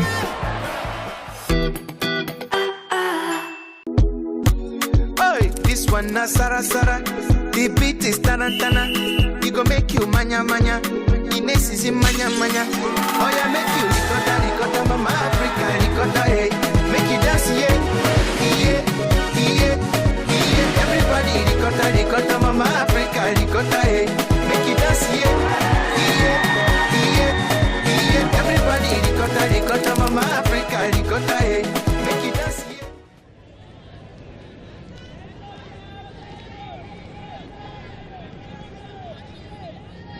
And so Nigeria would have almost everything to play for in this group. The second half certainly looks like another battle in the office. There will be some changes to be made by the Super Falcons of Nigeria, where they are trying as much as possible to introduce Christy Uchebe in the game. And she's been given the opportunity to also play a part in today's game. And so as a change here, Chikwelu is meant to now have a place on the bench. Number 10, so this is the substitution and the reason she is coming in. And so we start the second half. And for Botswana, they remain unchanged. It's only Nigeria with Christy Uchebe, who plays the club football in Portugal, and she gets the chance to play a part in today's game. Fresh legs there being introduced in the second half. And, obviously noted Rita's challenge, you know, in the first half as she was limping. Thought that left knee was quite strapped, and but you have to give her credit for having the courage to really see off the first half. And so that's Chikwelu on the bench. Players taken over by Christy Uchebe. She's a midfielder for Benfica, played for Nasarawa Amazons in the 2018 season, and then back on the 14th of February 2020, Uchebe signed for Portuguese side Benfica on a 3.5 years deal. She was actually selected for the 2014 FIFA Under-17 Women's World Cup and 2018 FIFA Under-20 Women's World Cup. And then she also did play 3 matches from the start, but now she comes off the bench as well. She made 2 starts and for the 17 side and 3 starts for the Under-20, yet to score a goal for the side again. Okay, comes in the first corner kick of the day for Nigeria, and they would allow Nicole Payne to effect this one for the Super Falcons, who are looking forward to see if they have a second in the game there. Meantime, Letitia Vienna from Swaziland just looking to have some works there.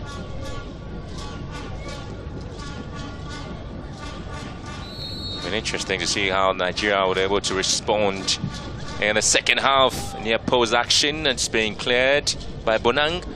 Right plays at the right time, the centre back for the Mets of Botswana.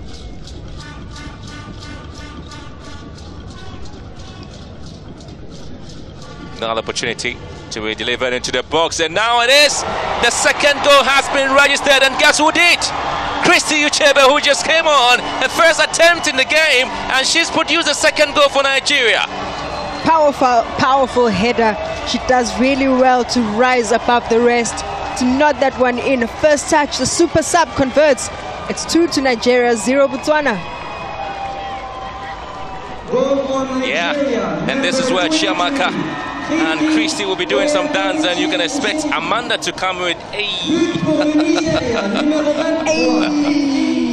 and that's what happens there when you have the big relief for your team. Look at it. Oh, she simply was not marked there, unmarked, and she gets them the lead here. She comes through with a deep run from the penalty spot, unmarked. Botswana caught their ball watching. They didn't really see where she came from, but she does ever so well to direct the ball into the back of the net. Just 21 years of age, and her first goal for the Super Falcons in this competition. Obviously, she can celebrate and hope that stay in her memory for a very long time. Anyine combining pretty well with Kobe, and they have opportunity to now restart the game with a free kick given to them in midfield, and that will be a huge relief for this man. Absolutely huge relief for him, because his super sub has produced something spectacular for Nigeria. And just when you expect them to lift up the game and when you expected them to come out with something magical, Christy Ochibi gives it to you. She does indeed get a crucial goal for the Nigerians, just to settle down in these opening stages of the second half, which I think then will give them the courage to really dictate the tempo of the game. But as we know how tight things are in this group, they will really want to add more goals to their tally. Well, Nigeria do have some interesting stories when it comes to the FIFA Women's World Cup as well. That's just to hope to qualify from here and make it to the next World Cup. They did find themselves in groups alongside France, Germany and Canada back in 2011. They had an uphill task to get themselves out of the group, and whilst a lot of people were expecting them to stay bottom, they stunned the world by defeating Canada by a 1-0, winning the goal from legendary striker Perpetua Nkocha in the 73rd minute. And Nigeria, here they found themselves in a very difficult position, now leading by 2-0. It means they have a way of getting themselves and dusting themselves up again. The concern there for Botswana, well, the call there to Johannes Juju. She's not really come out pretty well with their Juju today.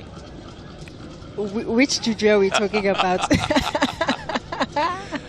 Well, I was just talking about the winger there for Botswana, and she is one player with a very interesting name, Balutanye Johannes, and I wonder why she's been nicknamed Juju. Well, we hope she can come and bring her Juju. I think that's just her magic, a magic touch to influence and maybe possibly steer Botswana on a big comeback this evening. Well, problem there for Uchebe, the substitute, and Muchowe clutching each other there, going in. Ooh, and this it pretty much painful. A bit of an elbow in there on the face of Muchowe. And again, you talked about the backward run there from Uchebe. There was an elbow there to Muchowe, but as well the knee to the glute, and I think those are always extremely painful, because once you then feel that pain, you experience what is somewhat felt like a dead leg. It's always just so difficult to then run back again, but she'll just have to get a good rub and a good spray, that magic spray, just to really get her going up again. So the team will be expected. Randy Malone Waljom, the coach for the Nigerians, has made some changes, and at least seeing that effectively happening. And Machowe with a yellow card, and I'll be asking questions what really her crime was there. The double action player, 27 years of age, playing today as the left full back for the Mares of Botswana.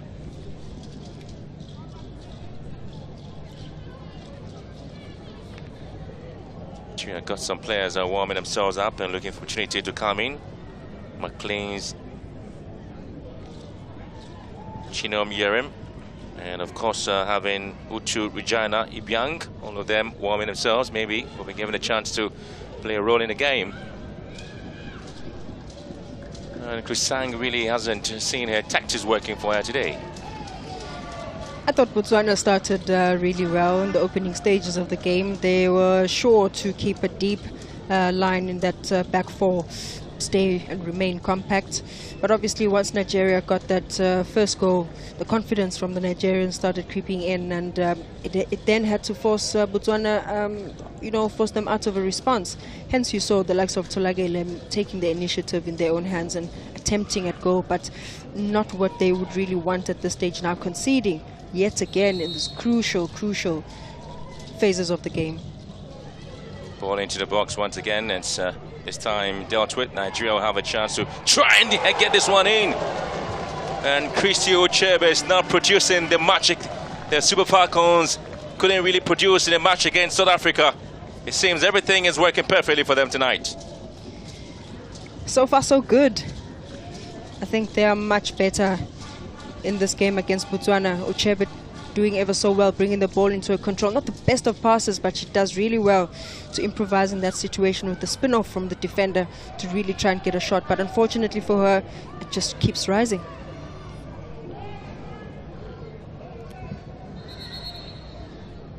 He talks about the display there by Nigeria. They've had some very good moments in the world as well. They have had some powerful displays against Sweden. And they had the likes of Desire Paranozie coming in and scoring some good goals. Botswana would also have to make a change. Sanda was given a captain's armband, and there will be a lot of decisions to be made where Botswana will have Michelle Ubweng coming in. And she takes over for Masasela. And Boinang is also being asked to make way.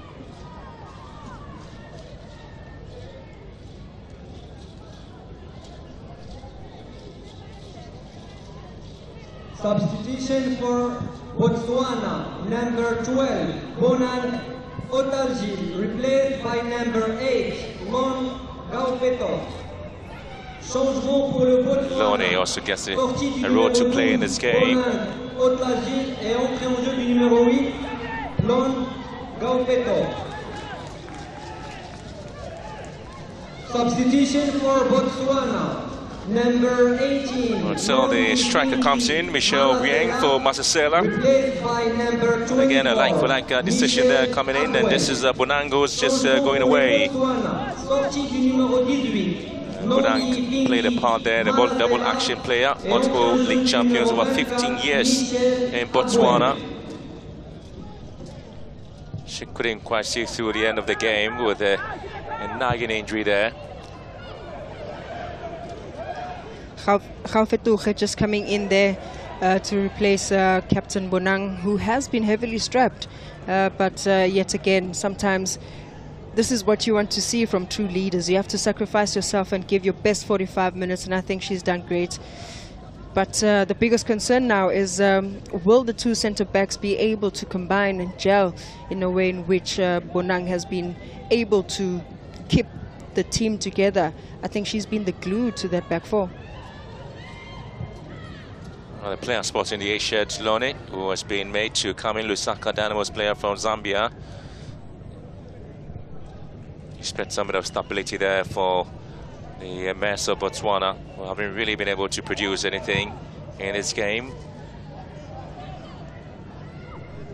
Well, they scored 4 against Burundi and conceded 2, and now they have conceded 2 as well, making it 4 goals and conceding 4 as well in this group.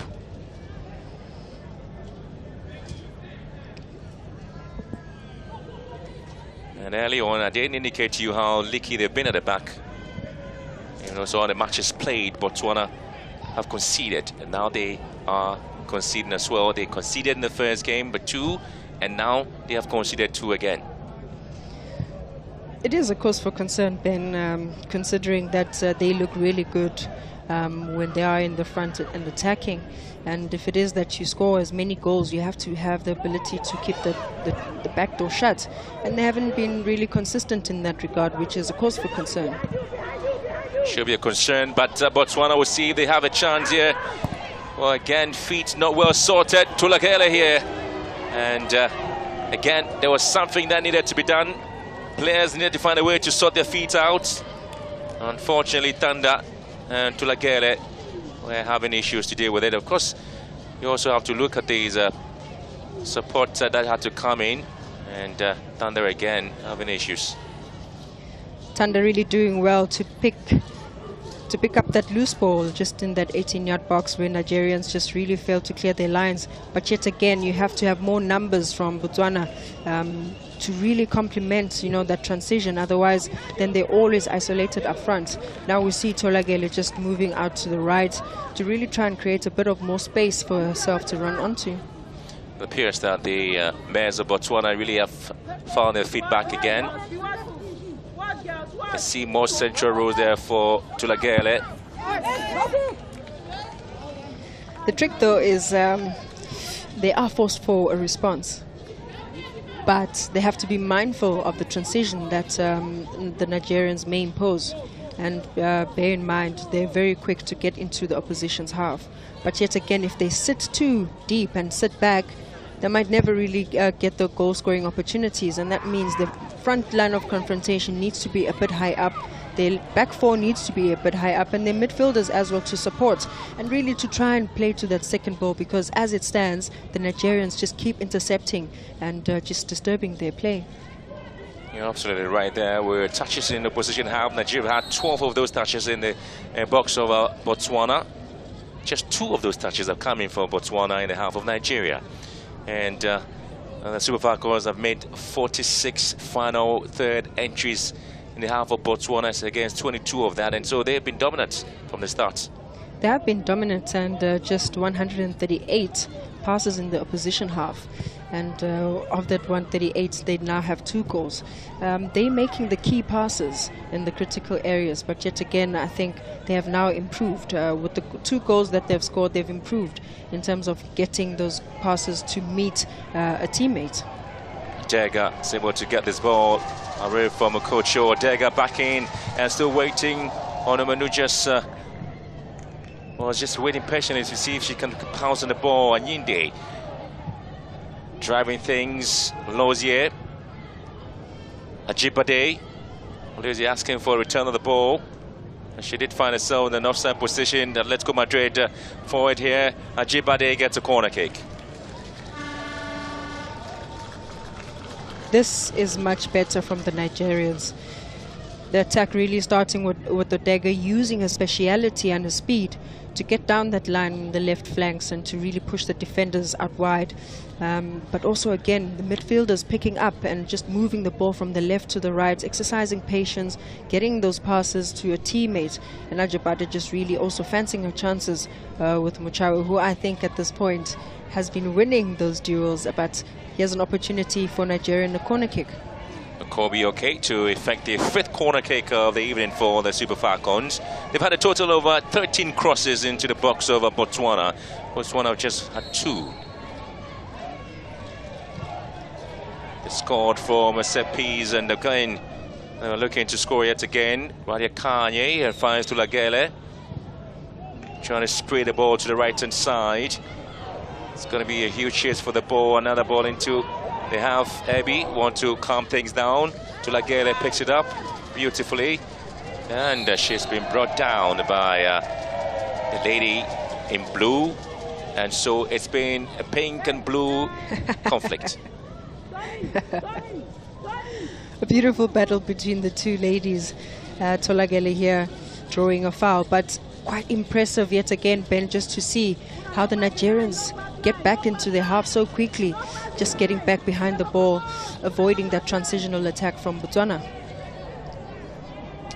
Sometimes when they do have their set pieces in very good positions, you accept it, at least they will be able to produce it. Luana here, and she is a long way out, and this time again goes wide.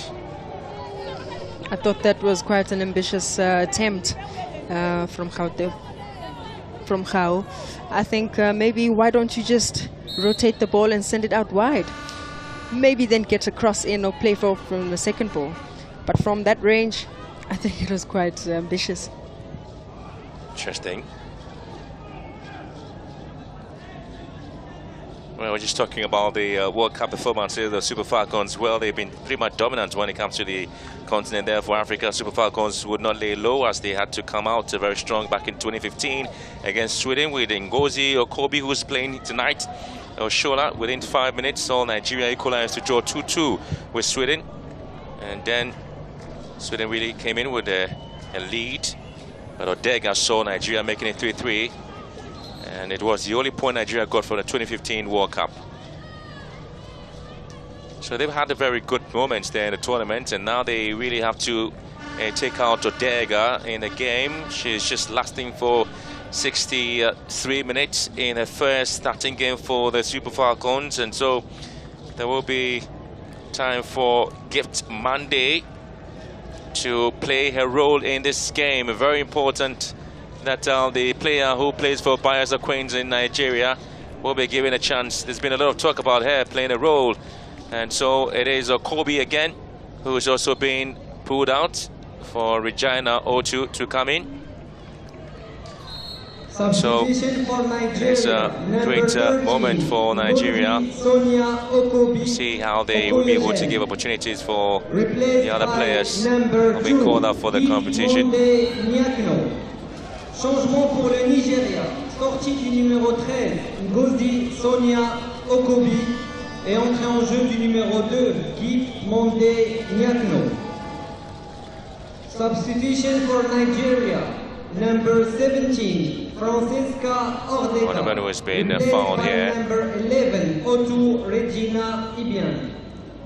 Changement pour le Nigeria. Again, you can see how frustrated the bunch of the players are. And a yellow card here for Mokochi Veronica.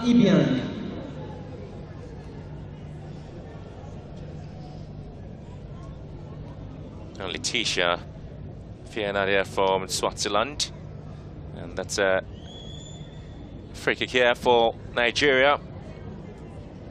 Defending champions, Nico Payne, just behind the ball here. They're looking for a third, they're looking for the authority in the game and to see a way out. And if they can, they'll be excited to qualify through here.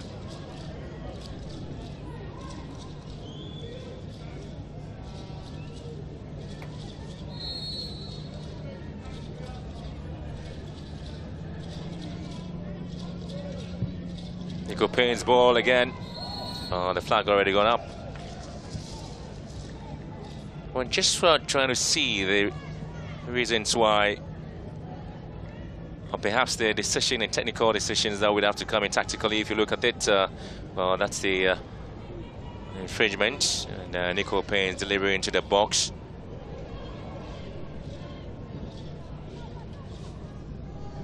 I think it's always important to highlight the tactical changes that the coaches make, and especially if infield players take maximum advantage of the chances in front of goal.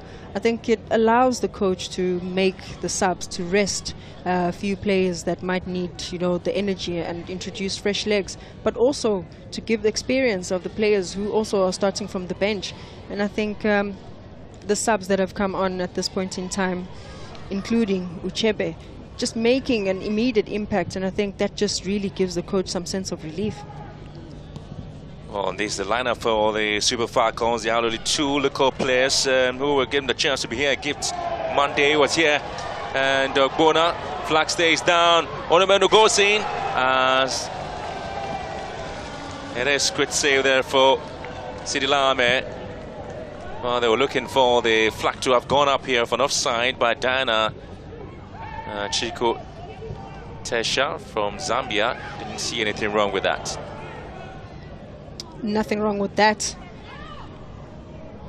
Onumonu really doing well just to drift off the shoulder of the Botswana defense, but seemingly just miss kicks at first, and that first touch, but doesn't really get the necessary power to trouble Sedilami. Absolutely. Well, been exciting there for Nigeria to have gotten a third in the game. They've already seen it happen.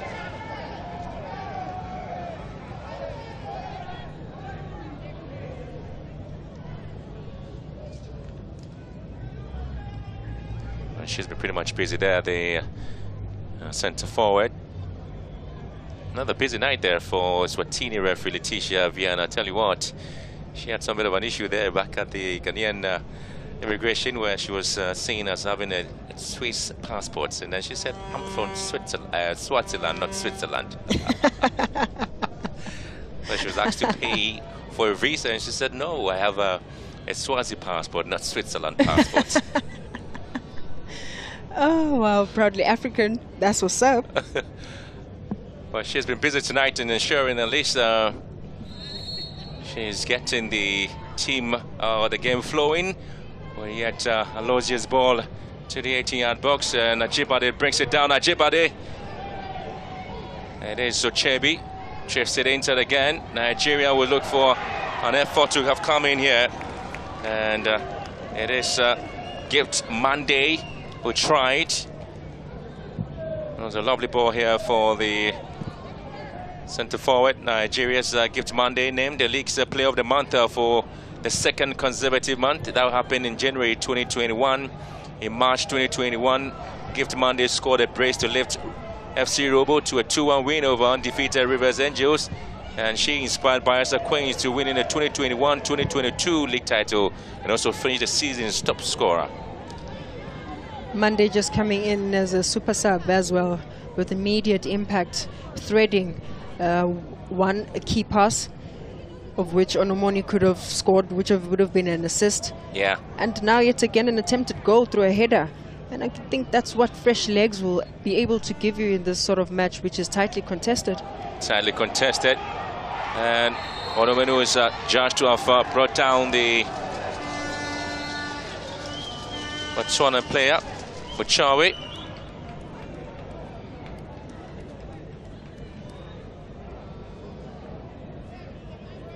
I thought again it was a physical tackle and a lot of upper body strength in this one. I was never really a fan of those kinds of calls from the referee, because it's like shoulder to shoulder. You know, it's one of those physical battles, but of course the referee just seeing an infringement. You got another infringement. And again, it's a huge one for the Super Falcons, and Tulakele has completely been marshaled out of the game. She hasn't really been herself in the second 45 minutes that we currently are playing as we approach the last 20 minutes of the game, with Nigeria leading Botswana by 2-0. She has been a little frustrated. She hasn't been receiving the necessary supply. She's had to work hard in terms of just dropping into midfield to collect a bit of the ball. I think she's just missing the likes of Mashasele, who I thought were a live wire and complimenting her up front, and maybe likes of Ditebe as well, who's on the bench this evening to really try and contribute and exchange where those passes are concerned. But Raju Kanyo as well hasn't seen much of the ball, and we haven't really seen her engagement this evening. Well, this moment, Nigeria still will be hoping they can't do a lot. Well, the highest win for the Queens, the Super Falcons, really was a 15-0 win against Niger back in 2019, the WAFCON Championship. Uchenna Kanu and Cynthia Aku, as well as Wofiat Sule, both getting the names on the score sheet. A brace from Chioma Wogu, Gloria Bona, Chidema Okeke, Alice Ogebe, and Joy Bukiri all got goals there for Nigeria in that particular game when they won 15-0 against Niger. And there are some opinions back home in Nigeria where they feel the team is aging, and they're expecting some fresh names to come in to see if they can really carry the team on their shoulders to the World Cup if the team does qualify. I think, like many other teams, many other greats, Nigeria have dominated African women's football for years. We've seen legendaries born in these sort of teams. I myself was a personal fan of Perpetua, and I really got a chance to play against her. But I think this is a new generation of players that the Nigerians are yet to see and embrace. But it also does speak to talent identification for the Nigerians, but also, do they have academies? Do they have the support structure to really build on what the Nigerians are known for where history is concerned? You've got some players who are either in their early 30s or over 30s. It is with Chukwuelu, who is 34 years of age, and she's currently, and she did play in the first half and now sitting on the bench. To also have Sinachio Hale, the centre-back, was 30 years of age.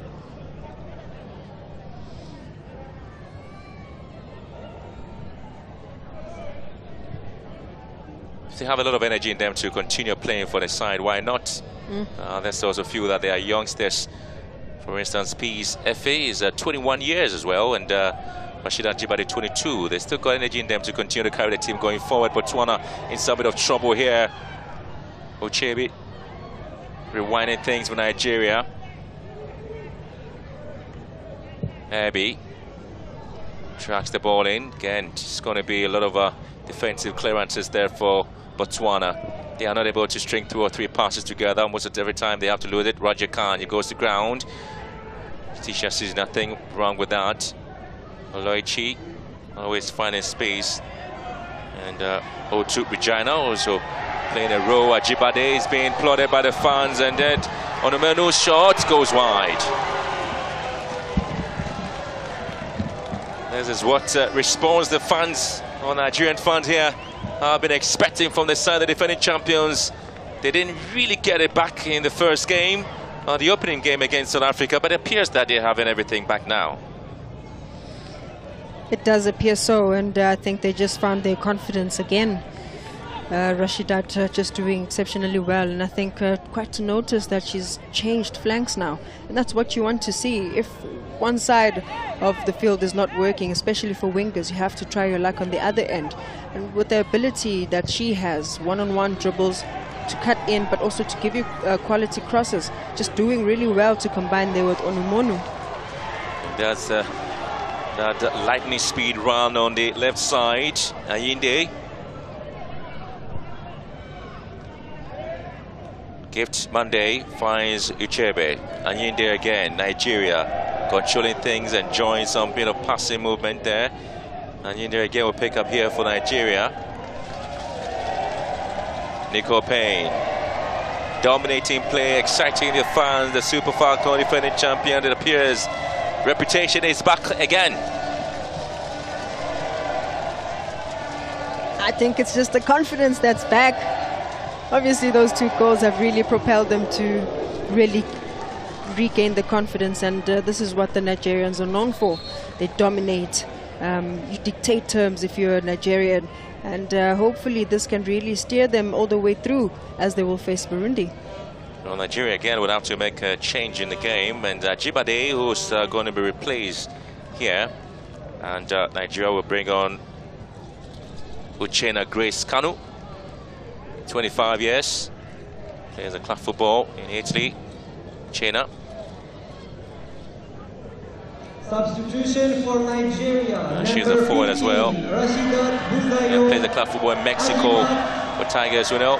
Replaced by number 6. So, represented Nigeria at the 2014 FIFA Under-17 World Cup and 2014 FIFA Under-20 Women's World Cup. She made a senior debut in 2019, a 1-2 friendly loss to Canada. And so, Uchenna Kanu is now being given an opportunity to come in at club level. She'd had a very interesting time playing great number of deals there. Nigeria would say they still can get opportunity to go in here. And whenever they get a chance to make a first attempt, they're able to see they can score some goals. She scored 10 goals for the Super Falcons. Uchenna Kanu in charge. Ayinde. Gift Monday. Chawi. Rajakanye. He hasn't really been able to produce what they have been expecting.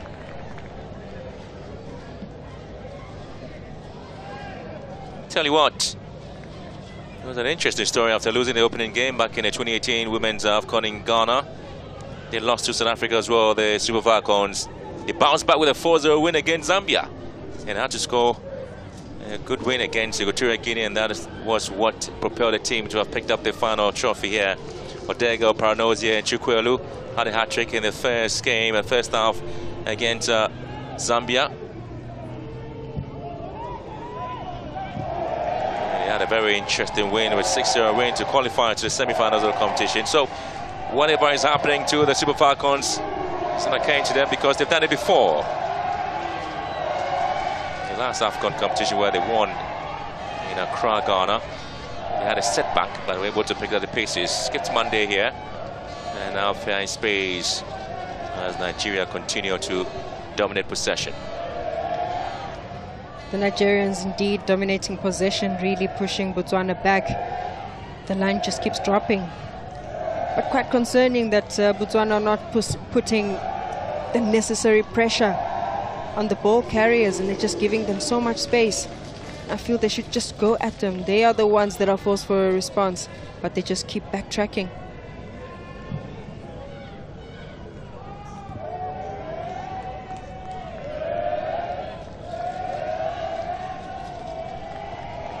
Onumenu here, and Nigeria having some difficulties really trying to connect here. Ochebi, and now Anyinde. They want more. Still looking for more goals. The Super Falcons.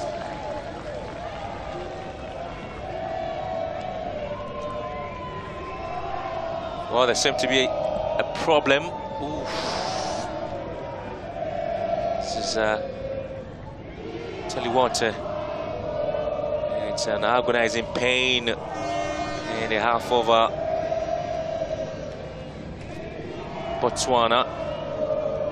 Selebacho appears to have had a broken arm. Tell you what. Oof.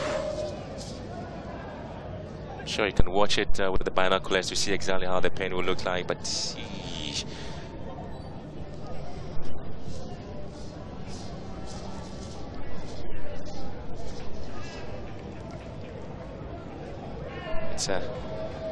It's a real setback there for, and you can see the expression there from the referee, Letitia. A real problem that Boucher is going through. It's a major setback, especially considering how she's been very crucial in that central midfield for Botswana. And I think it's something that no player ever wants to go through. But also just for her teammates having to experience this will definitely destabilize the team.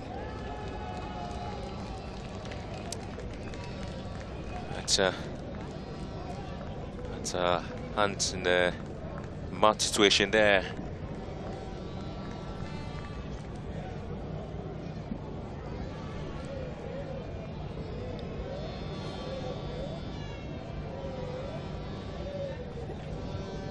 Just down there with goes there, and then seeing the player go down with that injury. It's a sad situation. These are very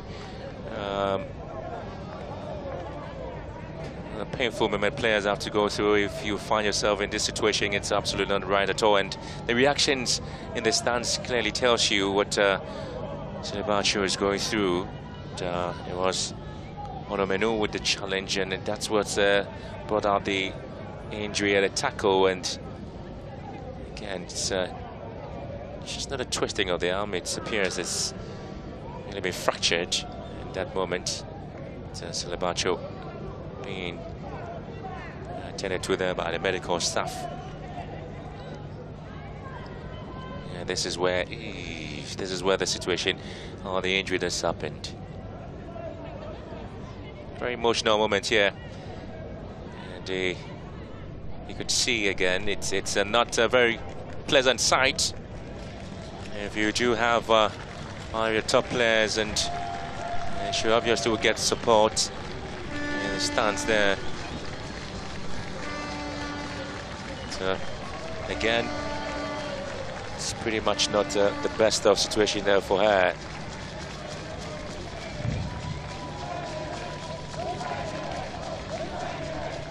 Well, the Prison FC player, 31 years, who plays a club football in Botswana, is quickly being sent out there to be attended to. Nigeria, and making a change here, and trying to introduce McLean to replace Onumenu, the goal scorer. And so Chinon Yerim McLean, and she's been given an opportunity, and so the smiles on her face, we've seen her performance and the goal she scored for Nigeria. Olumono Ebioma Chukunwan Naya, replaced by number 24, Macklin Chinonyere. Sidlami here were the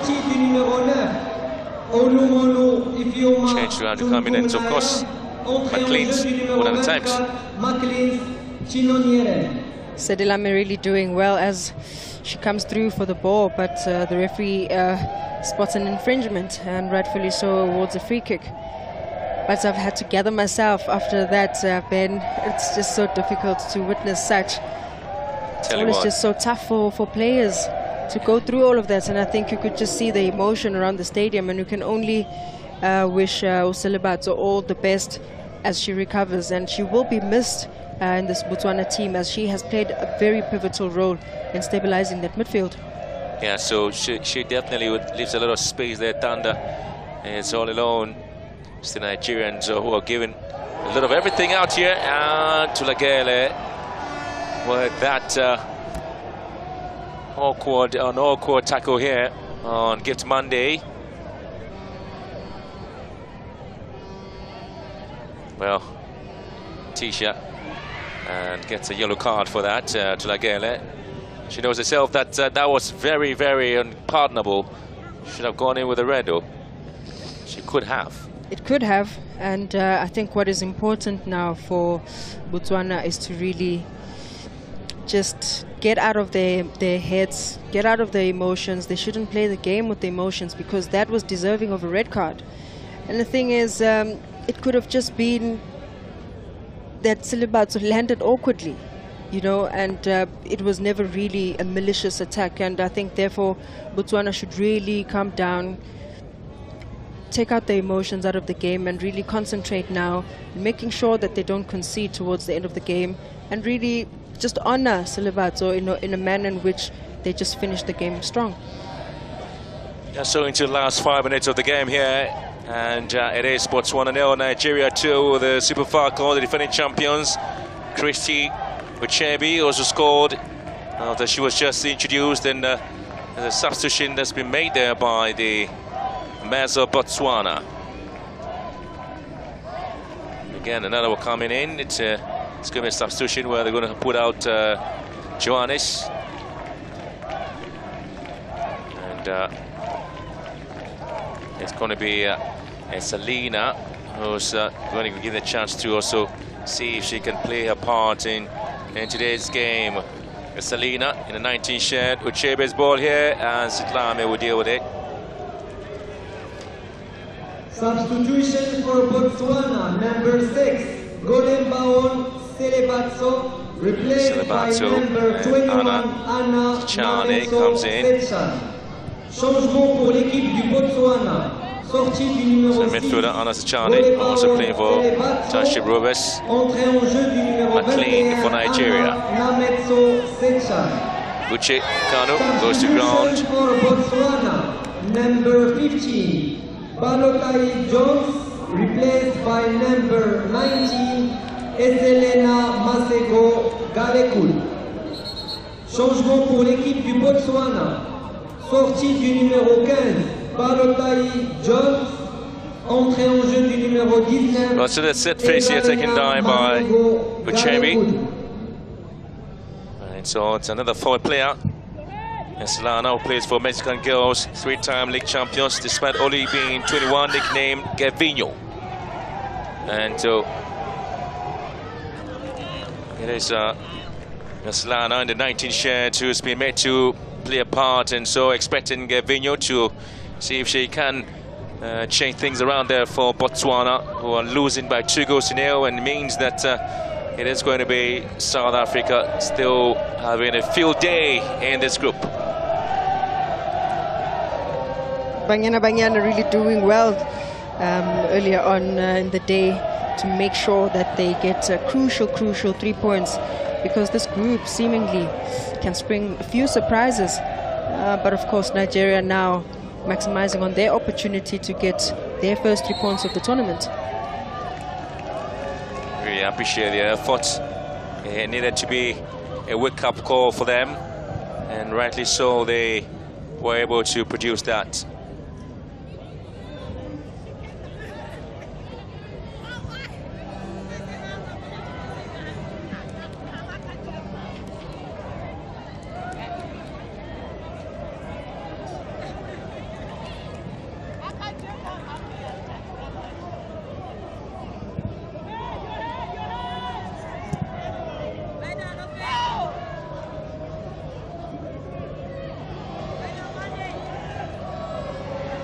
Here comes Nigeria Yende, pushing the ball straight into the middle, and Setlame would have to cleverly deal with the situation. For Nigeria, they will be excited. At least they have something to show for the effort in today's game. It was something the fans were looking for. They were criticized for their underwhelming performance. They needed it. They needed to respond adequately, and they have done that. It's quite important how the fans have expected this team to take the tournament by storm in terms of what they were able to produce back in the last event. And there was Botswana that appeared to be changing that script there for this team. It's going to be a decision in favor of the Nigerians as well. So they gradually get in there with a win in this particular group. They have been expecting that to come in.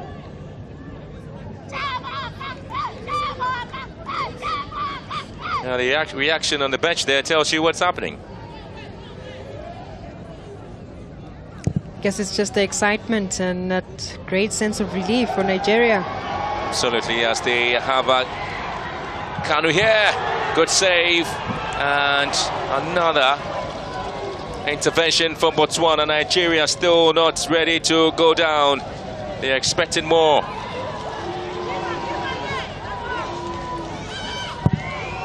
It's a Group C encounter, and you see the effort and the fight in this group and what everybody wants to do. Gift Monday. The fight has really been good from the Nigerians, who I think had to really improve in this game from how they started against South Africa. It just meant that they needed to play a lot more better, combine a lot more better, pass a bit better, and just improve the intensity. And I think that's what they've done this evening. But of course, there's still so much more to improve on if it is that they fancy their chances and making it out in this group. 3 minutes of added time with 373 total passes for Nigeria, 138 for Botswana. As ball has been whipped in, the offside flag already gone up here, and it's still the Super Falcons who had a 68% passing accuracy in the position half, as against 35% there for Botswana. The dominance has been in display in the game, with a passing accuracy in the final third of 63% against 14. Nigeria certainly would say that they really have been able to work themselves up, and of course they pinched themselves up a little bit to tell them, the players, that they've got a huge task ahead of them if they really want to be the team to beat in the tournament. They have a major task at hand, considering how improved the teams are in the other groups. And if it is that they really want to dominate in this tournament, there's key elements that they need to focus on. That's the ball rotation, ball retention as well. Just also minimize on the turnovers in midfield. It's always just about getting the key pass and locating a teammate. Tell you what is going to happen in this particular group. If you look at South Africa, it is 6 points and plus 3 goals because they scored 5 and conceded 2. Nigeria, and this game, have scored 2 goals and conceded. They conceded against South Africa. Now they've scored 2 goals in the effort there, and so there's a side that scored 2 and of course conceded 1. And if you go to the team known as the Mares of Botswana, in the first game they scored 4 and conceded 2.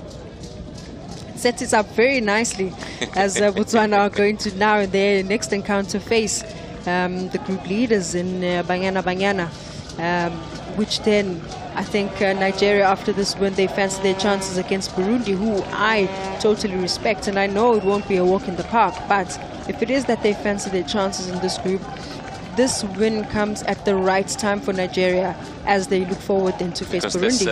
The goal conceded here pushes Botswana in a very tight corner then, because then they have the goals scored have been cancelled with a 4 goals scored and the conceding 4 as well. Of which I think Botswana will feel hard done just looking at how it is that they started the tournament. But we know Botswana and the kind of upset they've caused against Banyana, and hopefully, for my sake, I know I'm supposed to be neutral, but we have to have this one in the bag. Well, so that will be the final call there from Letitia Vienna of Eswatini, giving the Super Falcons, defending champions, a big wake-up call and a big boost in the competition. Having gone down the first game against South Africa, they needed this win to most tell everybody that they are in to stay here in Morocco. At the end of the 45 minutes, and of course in the first half, they really made their intentions clear. At 90 minutes, it is Botswana 0, Nigeria 2.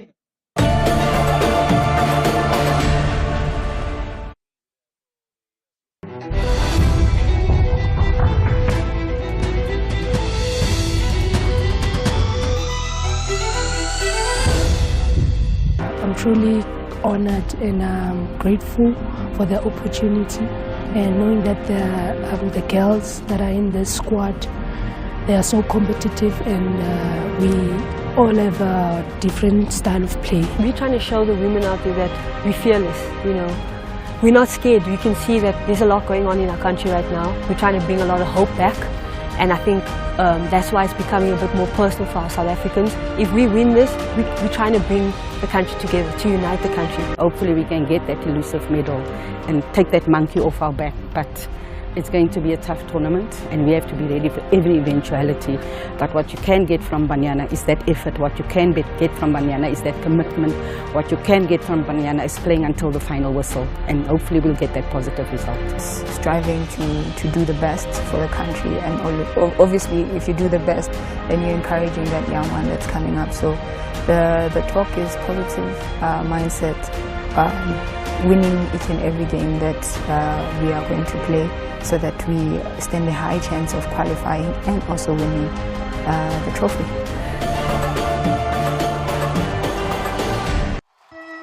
From Hollywood, almost live, it's The Gong Show! A team of celebrity judges.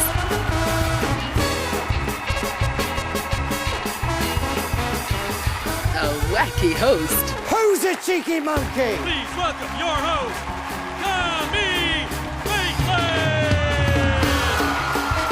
and one big gong.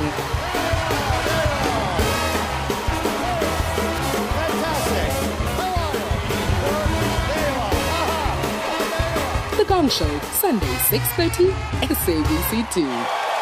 Thank you so much. Thank you so much. Jane in July. Maybe if you disciplined him more, you wouldn't have to pretend that awful haircut was intentional. Well, maybe if you disciplined your kids less, they wouldn't think you're a terrifying dragon. Petra and Jane have a debate over lunch. Awkward. No, you shouldn't do this. Raphael. I know, but I really want to. What are you doing? So do I. So we said? Are we finally going to find out what Raphael and this shady dude are up to? Yep. She won't find anything? No way. Get me out of here. I cannot handle this stress. Nor can Grandma, by the looks of things. And Jane, she's crushing too. Yes, he's real. And he's crushing back. Oh, Jane. Back to reality. Ew, don't lick the sink. I'm cleaning it. Jane the Virgin, Saturdays at 8:30 on 2. Love sports? Well, you're sure to love Wednesdays as well. Ibench lethu lijimile. So throughout these 60 minutes, it truly is going to be epic. Join Oliswa Zondo and Shampunizer as they dish it up for you.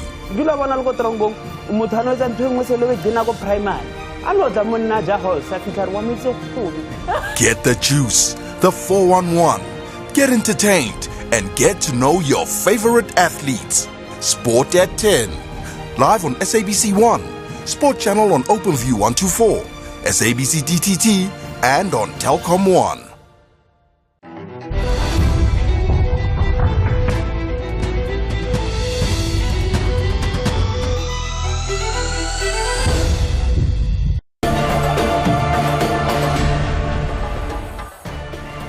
The Super Falcons of Nigeria have registered a win against the Mares of Botswana. It was a clinical 2-0 victory.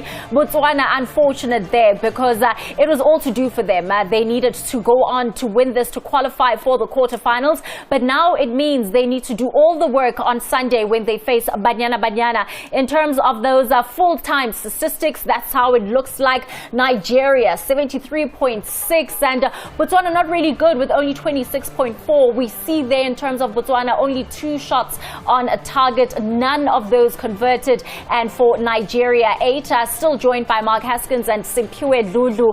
It really was a Nigerian festival, I guess you could call it. I think the stats tell us that, but the score doesn't tell us the same story, because if you look at the pass accuracy, 314 passes. I'm always interested in that, because when you keep possession, you want to keep possession in order to score. But Nigeria didn't do that in the better half of the match, because only when we saw Monday come on, we saw now Ifeoma going forward, doing better in terms of going forward. Rashidat came off and we saw Kanu go in, and only then we also started seeing Ayinde dominating that midfield. But they were not getting behind the defense of Botswana as much as this stat is suggesting, because 7 corners compared to 2 in the first half means there was something improved about them. I think ultimately there was no fluidity in the play of Nigeria. I think it broke down a lot of times. They would play all the way through the different phases, but in that final phase, in the final third of the field, they weren't very clinical, and it's almost like they were making it up as they go along, so you weren't quite sure what they'd want to do. Do they want to play through the middle? Do they want to go around the, on the flanks? So there wasn't a fluidity in their play where they were able to unlock that Botswana defense and pick the locks, try to find those passes that were basically breaking the windows.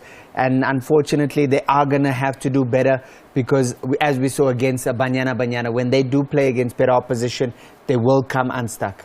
This is their first meeting at Nigeria and Botswana, so maybe not such a bad result for Botswana, because we know when Nigeria faces weaker oppositions, the scoreline tends to be very dreadful. So to go down 2-0 is not quite bad in your first meeting.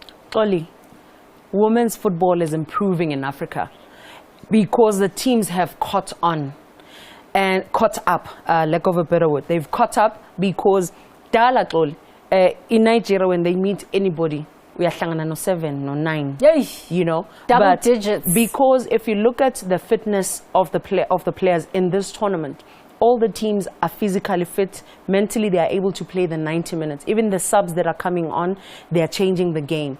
And if you look at Botswana, they had a plan, stuck to it. When you are fit and you have a team that is eager to learn and be better, you see them executing the tactical plan better. Because the only way Nigeria could go through this was when Botswana made mistakes in certain moments, especially when we saw that first goal come in. They pushed up, but leaving Muntu, who was kicking the goal kick, who took the goal kick. So in moments where they were disjointed, they got punished, because also the other one resulted, the other goal came from a set piece. So that tells you, Guti, during a normal play, they couldn't create as much as they wanted to, because Botswana was chasing everything. The game plan was that drop you have a low block, deny them space behind where Onomunu can't go there, Rashidat can't go there, Odega can't go there. So they were forced to play in front of the defense of Botswana, which was tick for Botswana. And up front, you could see that Botswana dropped back. They could not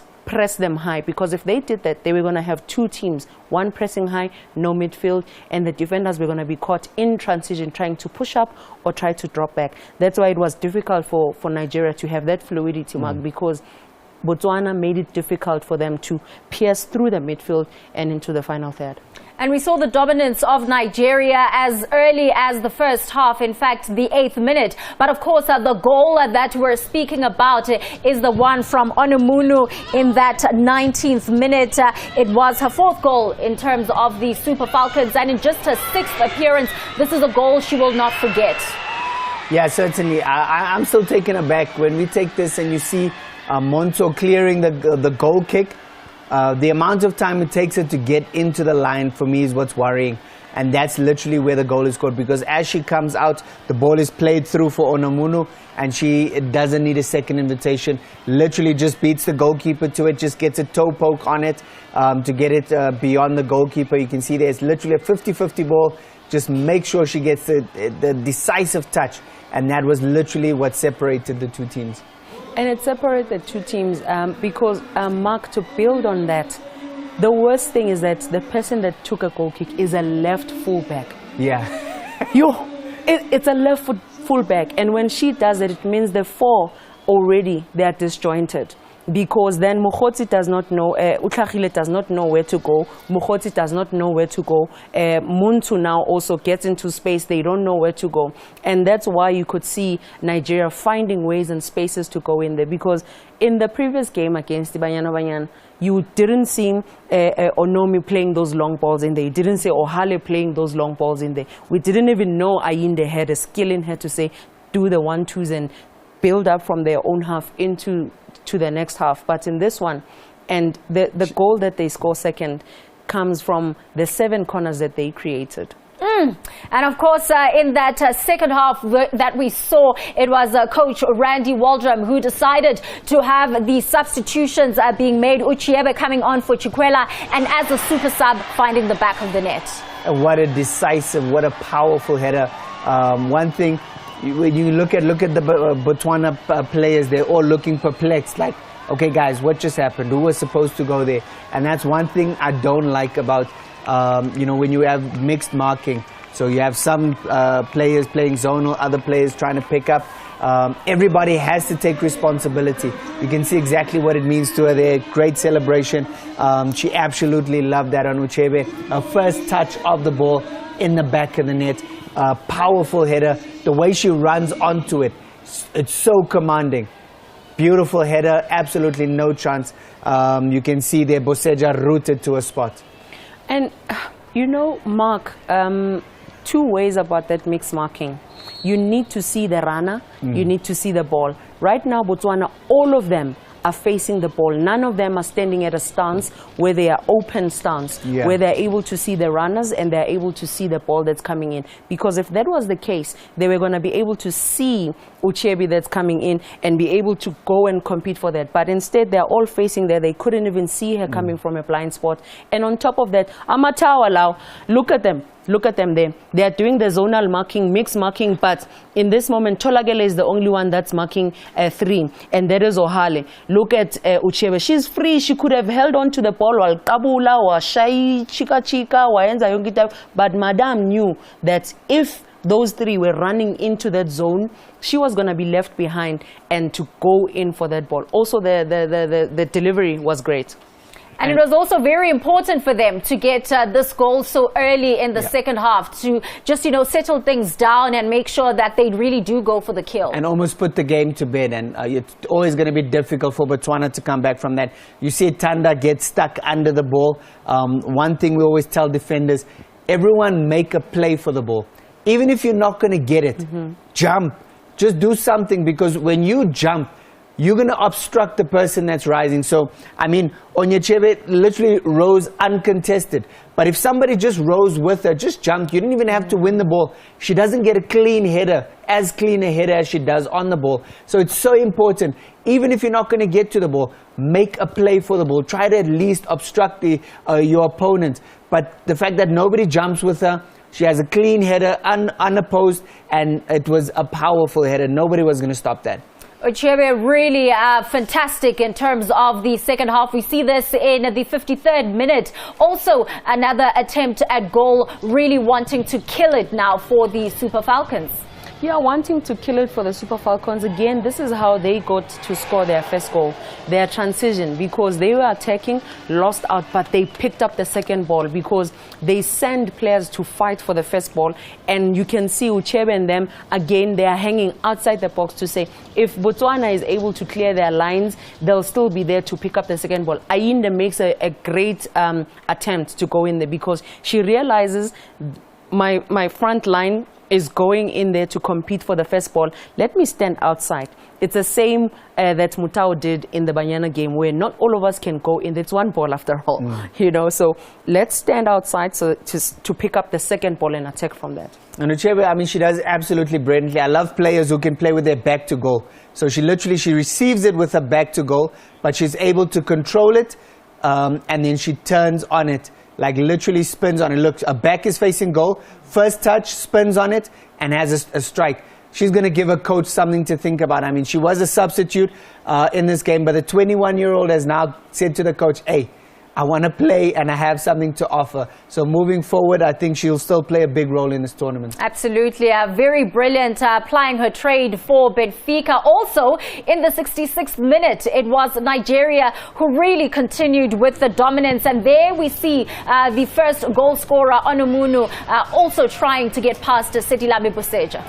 Well, obviously a great interplay here from the Nigerians. Unfortunately, she doesn't get the final shot to match the play, but the build-up play there, you can see how it moves through the phases, and Ayinde has been a big proponent of that in the midfield. So great play, and just Onumunu, they're not able to get that final shot to really trouble Buseja.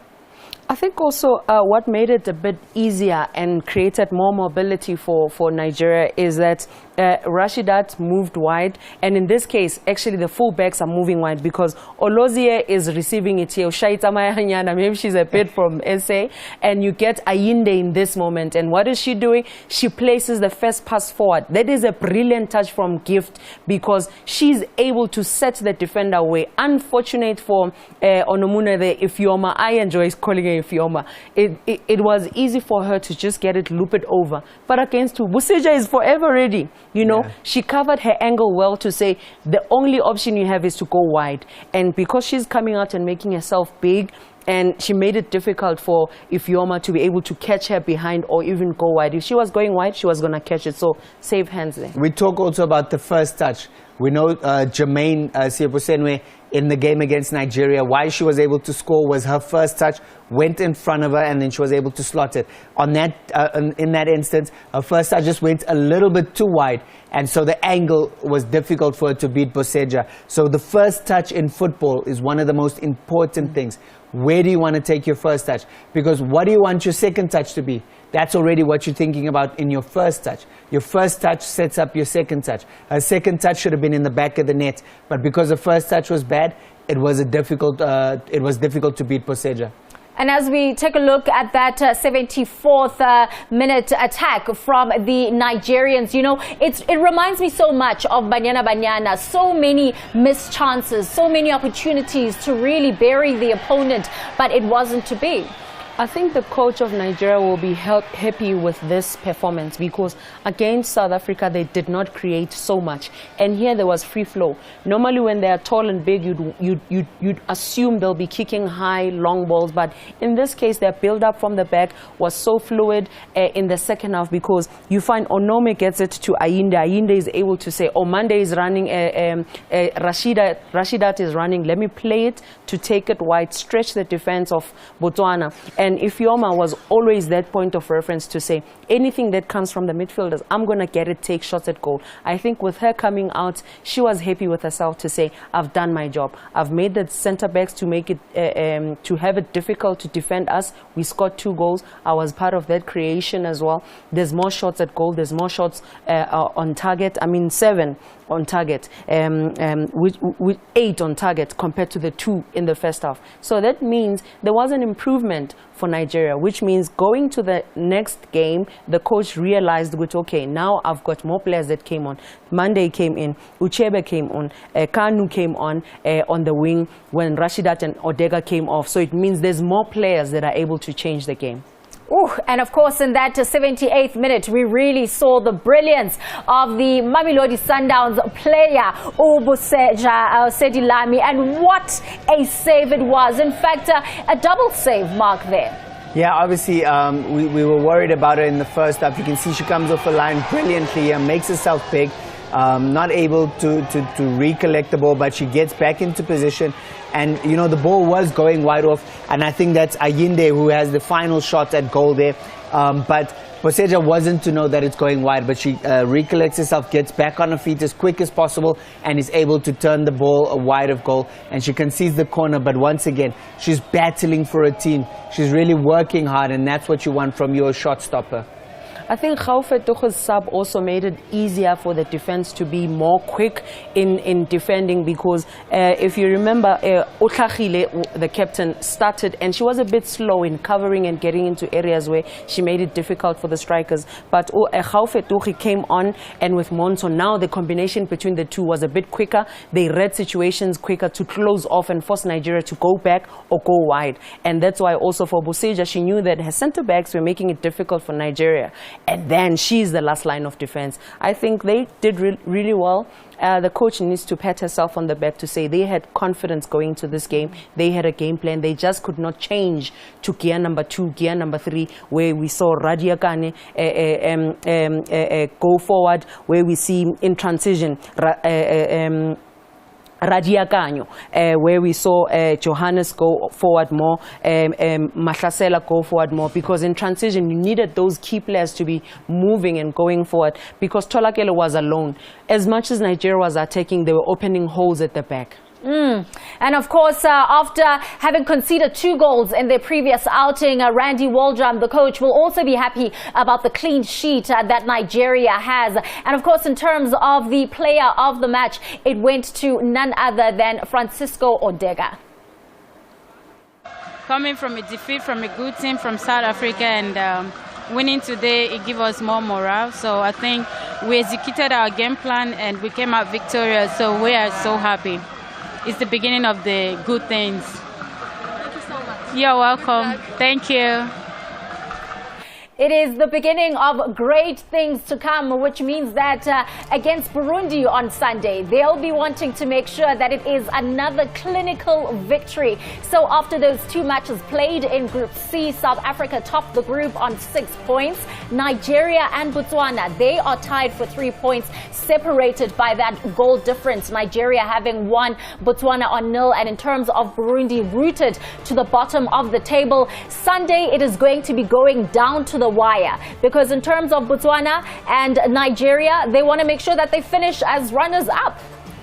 They would. I mean, Banyana going into that match, they'd want to get a draw or win, get all maximum points 9, and then they become the winners of the group. And for Nigeria and Botswana, it will be important for them to make sure they get maximum points there as well. Because if South Africa loses a match, they're on 6 points. Nigeria wins a match, they get to 6 points, and then the goal difference comes into place to say who gets to win the group. That is key, so that they see who do they get to meet in the next quarterfinal. We could literally see a situation where all 3 teams finish on 6 points. Literally, if Botswana beat South Africa, if Nigeria beat Burundi, everyone would finish on 6 points, and then it would come down to goal difference. So for us, we just need a draw, make sure we finish top, and then we move along. Well, you'd better make sure that you are tuned into the SABC Sport DTT channels and SABC 1 on Sunday, when we show you that Banyana and Botswana match. I nearly said a victory, because I'm already anticipating a South African victory there. And of course, Nigeria will be up against Burundi. In case you've missed all the 32 goals that have happened over the 12 matches, we will be showing you all of those in the next 15 or so minutes to come. Thank you so much, Simpiwe Ludlu, Mark Haskins. You've really been impressive this evening. To the team upstairs and downstairs, you always provide such a stellar job. I am Xoli Zondo, and it is good morning.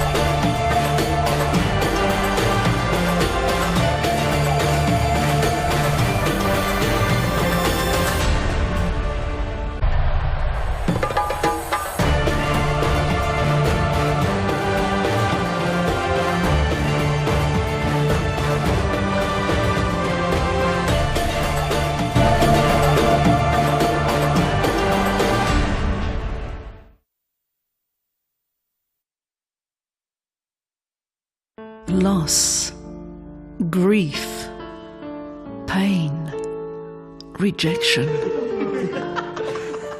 I think I've been in a bubble or something. When it feels as though the walls are closing in on you,